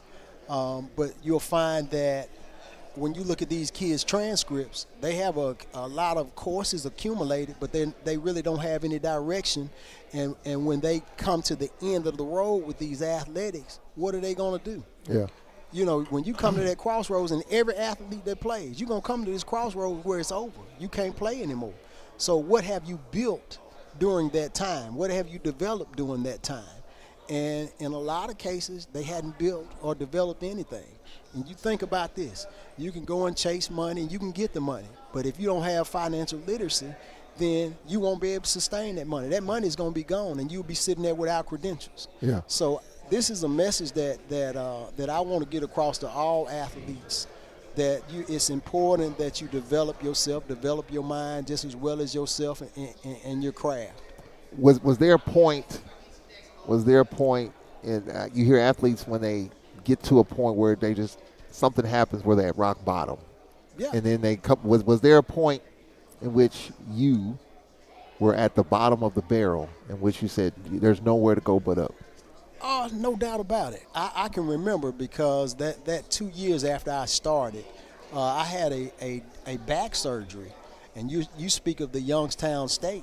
I didn't play the '94 season because of poor off the field decisions. I hurt my back in an off the field accident. Drinking, got into a fight, ended up rupturing disc, had to have surgery. So I missed that '94 year. I missed going to the '94 playoffs. At that same time, the beginning of the season, I was preseason All-American, ready to roll. But that was one of my rock bottom times because what happened then, I had to really look at myself and ask myself, what's next if I'm never able to play again? Also, after my last down, I was basically damaged goods. So going to the NFL, you have to pass those physicals. That was out. So I watched my friends. Hey, I had a friend being drafted. I had a friend that was playing in the league, teammates that were playing in the league that I was just as good as or better than some. And I really had to figure out what it was that I was going to do. That was a tough time. And I know athletes go through these things. But you have to be intentional about really developing yourself all along the way and really having a plan. Where's this degree that I'm getting going to lead to? You need to do the research. You don't just need to get a degree just to say you have a degree, and I don't want to get in trouble about naming particular degrees, but you need to research where does this degree lead to. You need to get some internships so you can figure out if this major is what I really want to do. Am I passionate about it? So I'm just, I really wrote the book for awareness and impact. Yeah. Just think, if you were playing, or if NIL and all the stuff that's just available now, what if it was available 91 through 94? Where would you be, knowing that you were highly looked at, highly developed? Yeah. How do you think it would have turned out for you? Well, because the money was coming your way. Yeah. I think it would have been. I think I would have had a nice little bag. But I really want some back pay right now, because you think about 3-a-day practices now. 3 a day. Yeah. Yeah, and then you talk about game day. When we didn't have lights, I can remember we were at Jack Spink Stadium. We played Grambling. They had the big running back Gant. And they jumped up 24-3 on us at halftime. We came back and we won that game 25-24. They didn't score another point, but it was so hot out there. It was you know how hot it is at Alcorn. Yeah. We practiced in that. We lived in that. Yeah. You know, and we played those games in that, man. It was a tough environment now. So if I can go through Alcorn State the way that we went through, there's nothing I can't accomplish. How long did it take you to write the book? Man, it took me I started with the idea it took me about 9 months. Okay. And you know, I'm an educator. I'm an assistant superintendent in Arkansas. Yes. So, you know, we have those breaks. You have the Christmas breaks and the Thanksgiving breaks, and then, you know, you have the weekends. I just started writing and putting it together, and it just flowed together. You know, that first chapter starts out about how that game chose me, and it was the 1984 SWAC championship game with Mississippi Valley and Alcorn. Now, I grew up in Jackson. Yeah. I was a Jackson State fan, but I'll never forget that day sitting on those stairs, man, on those concrete steps, man, and before the game, we used to always get to the game before the game started, right? So, man, those different groups, those different position groups would come out, and the crowd would just go wow, and they would go crazy. You know, Jerry Rice played in that game. Yeah. Isaac Hope played in that game. It was a big day that day, and man, that just pulled me in. I saw how that crowd just reacted to those guys. I wanted to be that guy. Yeah. You know what I'm saying? Well, we talked with Valley's AD earlier. Yeah. And they're going to have a special recognition for that game, the 84 team. Okay. Valley and Alcorn. She didn't give a lot of details, but there's going to be something special. Coach Shields. Coach Shields. Yeah. She's going to have something special for that game when we play up in Itabena. So she's going to provide more details, but she's just in the early stages of it now, but she kind of announced it here when she was here earlier. So okay. I'm sure you would love to be a part of that. Hey, man, that game was legendary, brother. Yeah. What made that game? I mean, of course, 84. I was a sophomore in high school, so okay. Of course I got a big picture of a helicopter view of Memorial Stadium. I have that book. First chapter. It's in the first chapter. But just, I mean, your thoughts of being on the field, being a part of that game. I mean, people talk about it to this day. The biggest crowd ever at Memorial Stadium. So, you know, Alcorn was always successful. They were a great defensive team. Mm-hmm. They were always going to be successful. Valley was not that successful on a regular basis. So, normally it would be Jackson State playing somebody for the SWAC championship. So, what made it exciting that you had two outliers. You had Alcorn State and you had Mississippi Valley. And it was originally scheduled to be played in Itabena. And it was played on a Sunday, Charles, and I think it was a Saints game on that particular day. And it outpaced the Saints game on that particular day. But it was just, you know, just a good quality football game. You had Archie the gunslinger Cooley. He had brought the run and shoot offense out. And, you know, that was going to be matched up against Alcorn's defense. And that's why everybody wanted to see it. And it was definitely a show. I sat on the concrete steps. There were no seats. I know they oversold the game. Yeah. And I enjoyed every minute of it from the beginning to the end. Wow. And whoever would have thought that I would have played at Alcorn. I grew up in Jackson. I was a diehard Jackson State fan. Yeah. How can people get a copy of this book? Because they definitely want to read it. And how can people get a copy? So they can go to Amazon and purchase it. It's on Amazon. Or they can go to my personal website, and that is lifeship.one, and that's O-N-E at the end, lifeship.one, and that's spelled LIFESHIP.ONE. Wow. Yeah, and they'll be able to pick up a copy of that. And you're here for SWAC Media Day. You're working with the SWAC. Well, I'm working with the Black College Sports Network. Okay. Yeah. Roy Evans in that group. Yeah. So I'll be working with them this year, doing a couple of games and also promoting my book. I'm going to check this out, man. I'm going to check it out. Hey, I appreciate you, Charles. Good to see you, brother. Dr. Malcolm Jones II joining us here, talking about his book, Cheated, How American Athletics Profits from Performance While Failing to Protect the People Inside It. We appreciate you coming on. Hey, appreciate you. We'll take a break here. We'll be right back from Birmingham.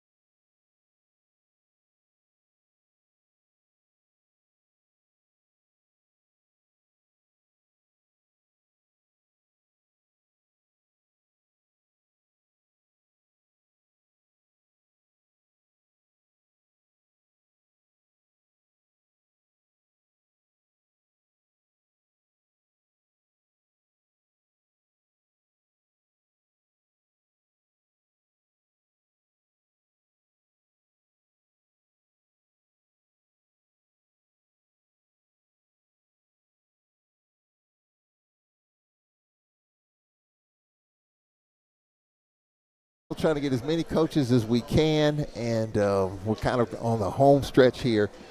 Glad you could join us from Birmingham. We appreciate everyone joining us. A lot of great stories, a lot of good stuff.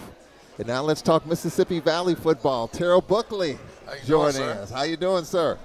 Well, Coach, there's a friend of mine that I ate with the other day, and you met him, and he met you, and he said, when you play Valley, you better and even Dr. Shields talked about it. Dr. Gaston, she said, when you play Valley, you're gonna know that you're in for a dog fight. Well, how would you assess year one? I would say year one being just like that. Observing, dog fight. In the end, Valley comes out at the wrong end of that stick. Yeah. So we scratched that, took care of business our last game, was building, trying to change the culture. We did all that. We've established all that. So under this new era of just competing and playing hard, we're getting away from it. We want no excuses because we want to find a way to win those games, and we will find a way.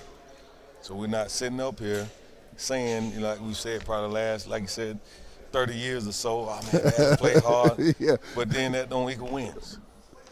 So we want to win on the field and off the field. So what you're saying is you're tired of hearing about the moral victories. Yes, no more. No more. What's the difference with your group this year in 2026? We understand that from the evaluation. We have probably about 45, 50 new players that fits into the culture. Yeah. And the attitude is we're coming here for a reason, to get our degree and to win ball games, not to just show up, compete, and have a good time. Yeah. So our thing is find a way, no excuses. How tired of you hearing that, Land? Because I know you heard it a million times. Well, Valley going to play you hard. They're going to play you tough. I'm sure you read it. I'm sure you read it on social media. I just have a feeling that you're probably getting sick and tired of hearing that. Ben, I love the fact you say you play hard. That's good. Put on the tape, you go. Okay, I take that. Now we won't take that and go to the next step. Well, what's the next step? Let's win these games. Yeah.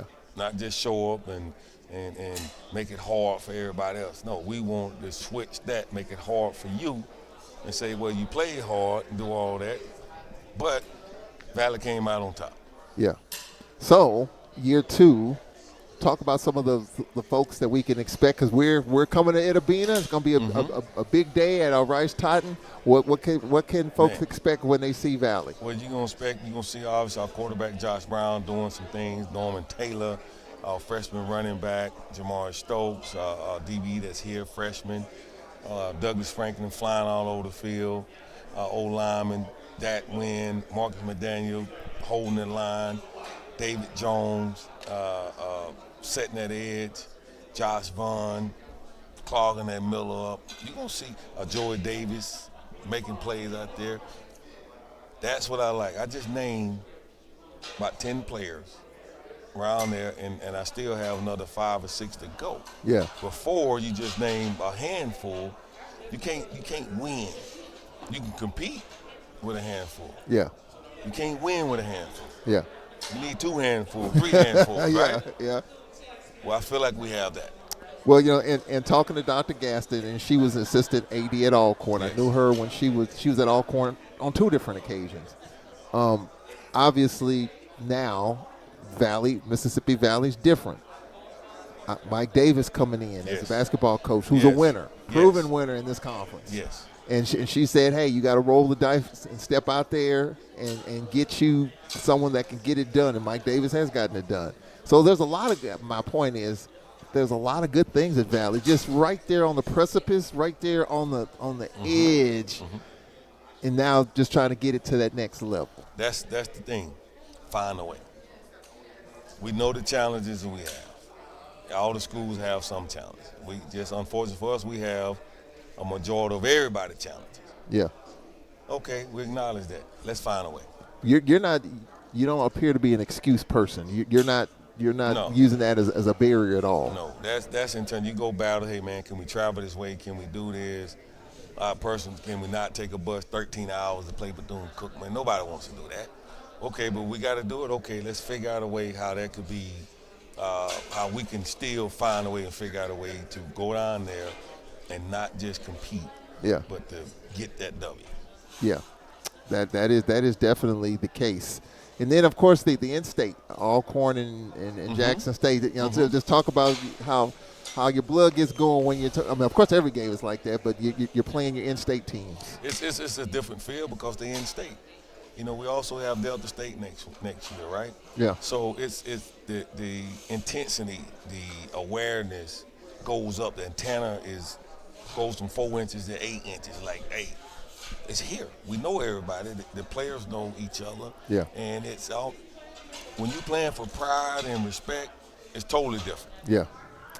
We appreciate you coming on, man. Looking forward to seeing you when we come near to Bena. Thank you. Appreciate you. That's Terrell Buckley joining us. We'll be right back after this from Birmingham. Awesome.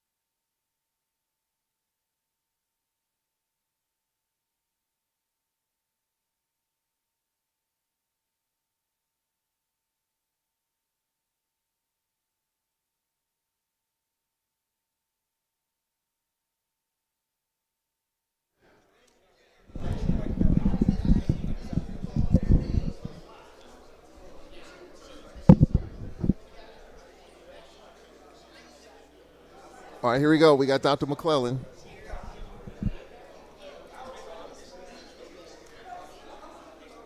Ten seconds. 9, 8, 7, 6, 5, 4. And we are back here in Birmingham. Glad you could join us. Wall-to-wall coverage of the 2026 SWAC Football Media Day. Charles Edmond, our producers, Jay Miles and Cedric Tillman. And we are joined by the Commissioner of the Southwestern Athletic Conference, Dr. Charles McClellan. Doc, we appreciate it. Hey, Charles, you're upgraded. You got TV. Go ahead there, Charles. yeah, trying to get into this new age of streaming Yes, and all sir. that. Yes, sir. We appreciate you coming on. Yes, sir. No problem. Appreciate being a part of the softball coverage. I appreciate that greatly. Yes, sir. No, it's always good to have you. That's a great tournament. It is. Matter of fact, I'll be headed to Gulfport next Tuesday, I believe, to go to City Council to try to extend that contract. So Wow. We'll see how it goes. Oh, boy, we'll see how it goes. And I tell you what, it's going here at SWAC Football Media Day. I heard several hundred credentials were issued for this. 279. 279. In attendance. Wow. 279 in attendance. Our largest media day yet. Wow. It's just so awesome where we were in this main ballroom back in the day with a few tables, and now it's in 4 big rooms. But think about this. You got Eddie Robinson. You got Marshall Falk. Yeah. You got Buckley at Mississippi Valley State. You got Chris Dishman at Texas Southern University. I mean, those are 4 just like staples in the NFL, Yeah. right? And then you look at the other coaches that we have in the conference that have NFL experience, maybe not as bigger names as they had in the NFL. You know, SWAC is where it is, Yeah. right? From a student-athlete's perspective, Yeah. from a coaching perspective, and from a fan perspective. I mean, you know, these are some big names. Yeah. And they're right here in the SWAC. And it's very competitive. I mean, just looking at the polls, this new poll that has come out, it has drawn so much interest and attention. The first poll has generated a whole bunch of attention. Yes, no doubt. The Black College Football Poll, you know, myself and Andrew Roberts, we sit in the office and we kind of come up with crazy ideas, and one of them was, let's create our own poll. Yeah. Right? We're not getting, you know, the respect that we think we should get from, you know, the national media when it comes to Black College Football polls. So let's do it ourselves. Let's honor ourselves. Let's create it for ourselves. And, you know, we went to the other commissioners, CIAA, SIAC, and the MEAC. They were 100% on board. We put it together. And, hey, you know, number 1 versus number 2 playing this week, that's going to generate a lot of excitement. Yeah. ESPN has sanctioned it. The NCAA has sanctioned it. Went to Doug Williams and Shaq Harris. They're going to use that to be able to go through the process of naming their National Player of the Year. They're going to team up with us on our Player of the Year. So I think it was something that, you know, needed to be done. Yeah. And I think it's going to be good for HBCU football. And then I look back here on the main stage, you got ESPN with Jay Walker and Tiffany Green, and then you got SWAC TV. You talked about that and how that has expanded. You know, just talk about year 1 of SWAC TV and what we look forward to in year 2. Well, I think year 1 was a huge success. We had some hiccups that we had to get over. We got over those, and I'm thinking that SWAC TV, sky's the limit. You know, our institutions have bought in. They bought in a lot quicker than what I thought. You know, we had this plan to try to bring them along slowly. Yeah. And once they got on TV and parents got the opportunity to see their student athletes for the first time, and I'm not talking about football and basketball, I'm talking about soccer. Yeah. I'm talking about tennis. Yeah. I'm talking about golf. Yeah. You know, I'm talking about softball. Yeah. And you could log on.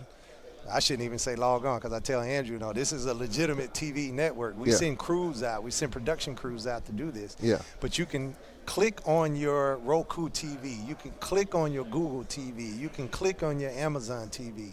You can click on your Apple device and see 4K high definition SWAC coming to you live for free. Yeah. Sky's the limit. So as long as our fans continue to watch, we'll be able to continue to deliver it free to our fans, because the more fans watch, the more advertising revenue we can bring in. So I think sky's the limit, and we're going to continue to work hard to make sure that SWAC TV is a success. What's the latest numbers? I know you. The login, the amount of hours. I know you've kept up with that. What's the latest in terms of that? Yeah, it was over 50 million minutes watched, some 3+ million individual viewers, and I think it was something like 500 million impressions. Wow. So it's legitimate. It's legitimate. SWAC TV, some games outdraw some of our television partners' games, depending on the network and depending on the digital platform. So it's free. It's easy to access. I think the best compliment that I got from my father was I can click on SWAC TV and watch it. And I get that from people that are not technologically friendly. Yeah. That it's just so easy. It's cut the TV on, click on SWAC TV, and the games are there. And I think that that's something that we've kind of prided ourselves on, that everybody can watch it, whether you know technology or not. Yeah. Get to TV, download the app. It's very easy. Click it, and you can watch it. It's awesome. I'm really impressed with it. I really am. Doc, I know you got to move. That's because you get paid from SWAC TV. You're supposed to say that. That too. Doc, we appreciate it. I know you got to go. Thanks for having me. That's Dr. Charles McClellan, ladies and gentlemen. We'll take our final break, and we may have one more coach, Eddie Robinson Jr. I think we try to get him, and we'll be right back after this.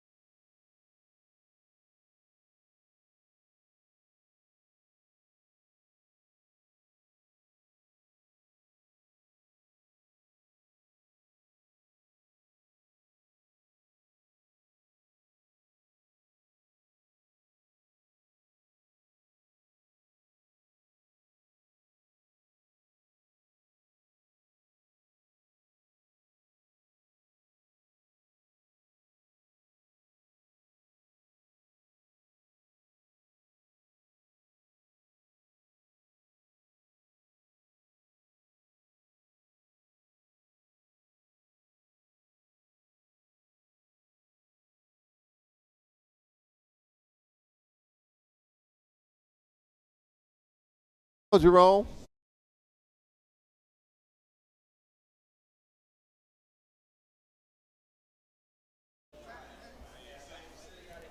All right, we welcome you back to SWAC Football Media Day, our final interview of 2026 SWAC Football Media Day. Alabama State head coach Eddie Robinson Jr. Coach, we appreciate it. Thank you, man. It's always good to see you. It's always a pleasure. Your AD, Dr. Jason Cable, Alcorn's own. I got so many stories when Dr. Cable was a player at Alcorn. Please share. Please share. Okay, I got one for you. This is just a quick story. Of course, he was a guard. Mm-hmm. Played under the late great Davy Whitney. Yep. One game we had a home game. I think it was Texas Southern. Cable came out hot.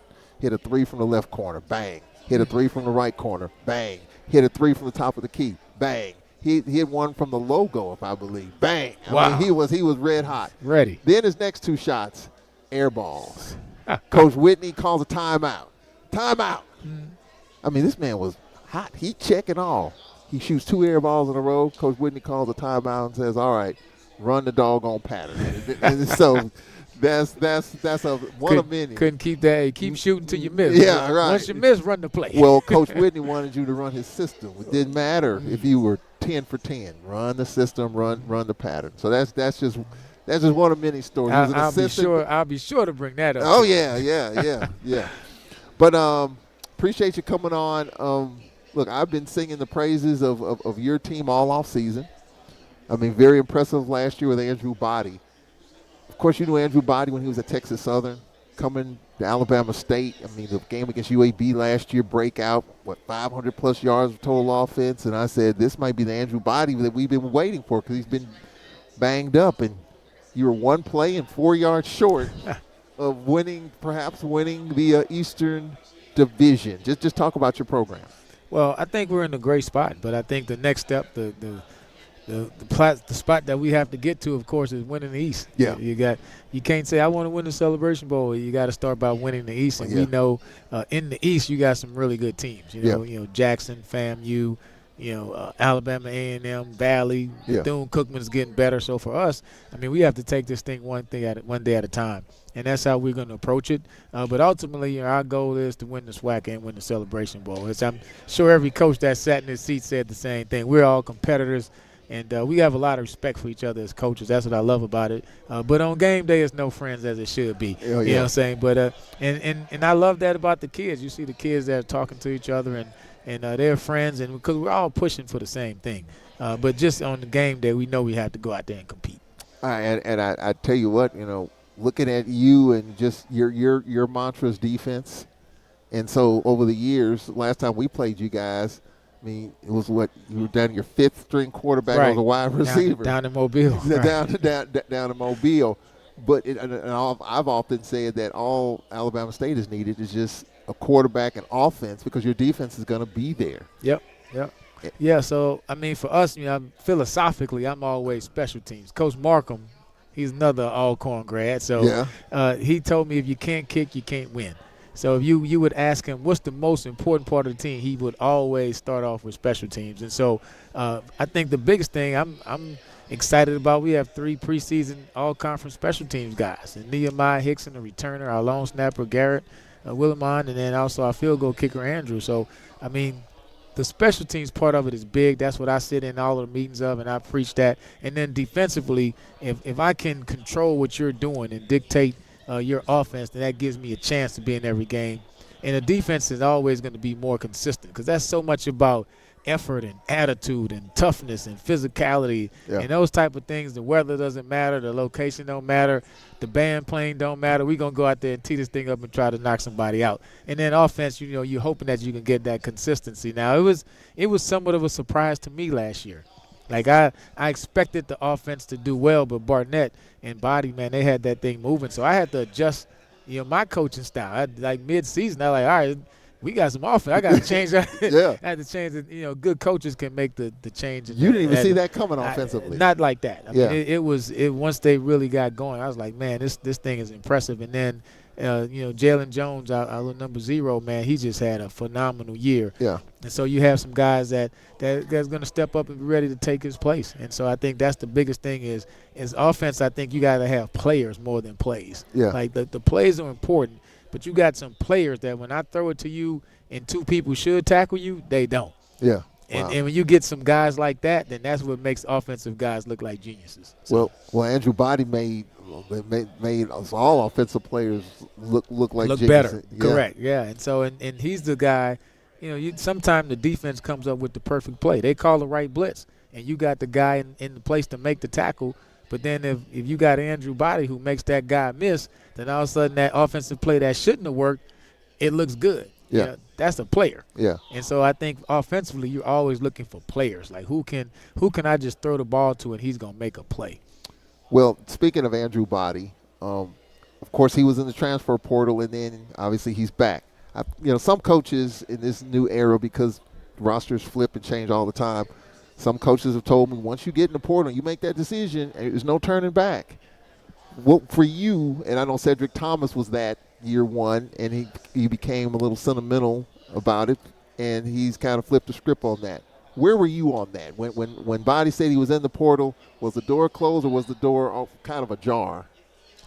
Well, I think, put it like this. I had a girlfriend in the 12th grade that broke up with me, but she went on to be the homecoming queen, so I took her back. Right? so does that explain the way y'all met? Enough said. Enough said. But now I think on the serious note, it's really player by player and situation by situation. Yeah. And I think you have got to have a personal relationship with the student athlete and the parent.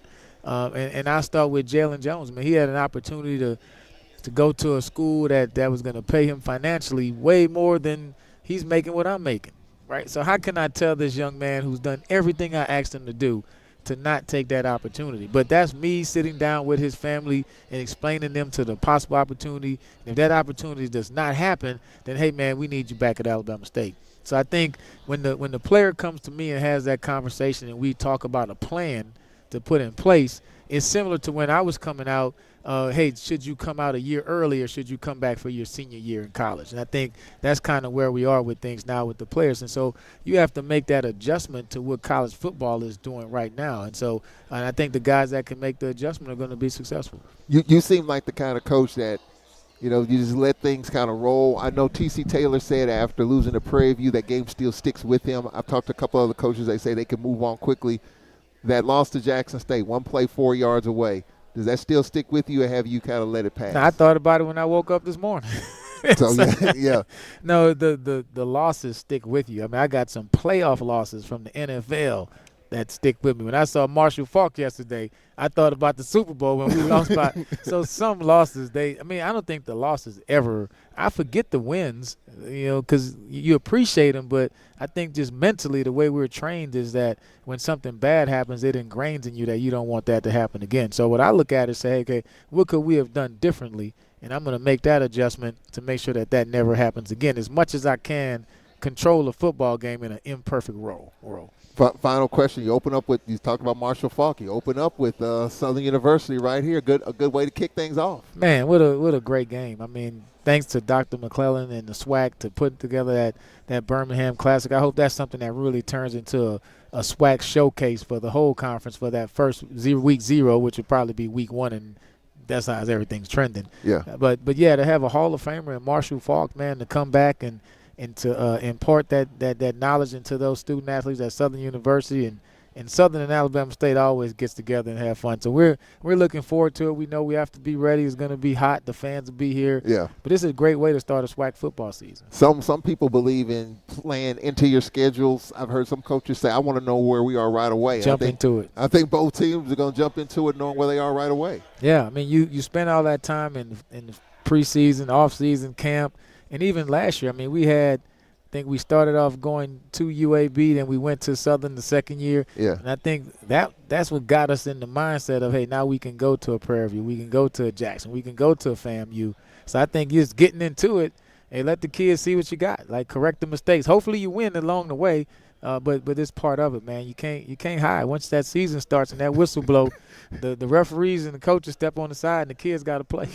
Well, 8 games in the state of Alabama. Yep. I can pay attention to that. Yeah, 9 actually. So you shorted us 1. Oh, yeah. 9. Okay, yeah. 9 in the state of Alabama. Mm-hmm. So they're very advantageous schedule for sure. But you gotta go to Texas, Arkansas, and Bethune, I believe. Correct. So Correct. Yeah. It's gonna be interesting. Yeah, it's gonna be a fun year, man. We looking forward to it. I'm waking up every day knowing that I have to get to work. If we don't work, then we're not gonna make it back to the bed at night. So, and I love to have that type of season. So, Coach, we appreciate it. Now, I thank you, man. I appreciate everything you're doing, covering us and the SWAC and Alcorn, of course. And man, just keep it up. We need you here. Appreciate you. It's a blessing and it's an honor. Trust me. Thank you. Appreciate it. That'll do it for SWAC Football Media Day 2026. Glad you can join us. It's been a long afternoon. We've talked with just about everybody. A couple of coaches we didn't get. We'll try to do that next go around. We've talked with the commissioner. We started with the AD, and we appreciate everyone joining us here on the radio. We appreciate Jay Miles hanging in despite all the delays and just trying to get through this rotation. It's tough. It's long, but it's all worth it. For our producers, Jay Miles, Cedric Tillman, we appreciate everybody. Glad you can join us. We'll talk to you down the road as we get ready for the 2026 SWAC football season. I'm Charles Edmond. We'll talk to you soon. So long.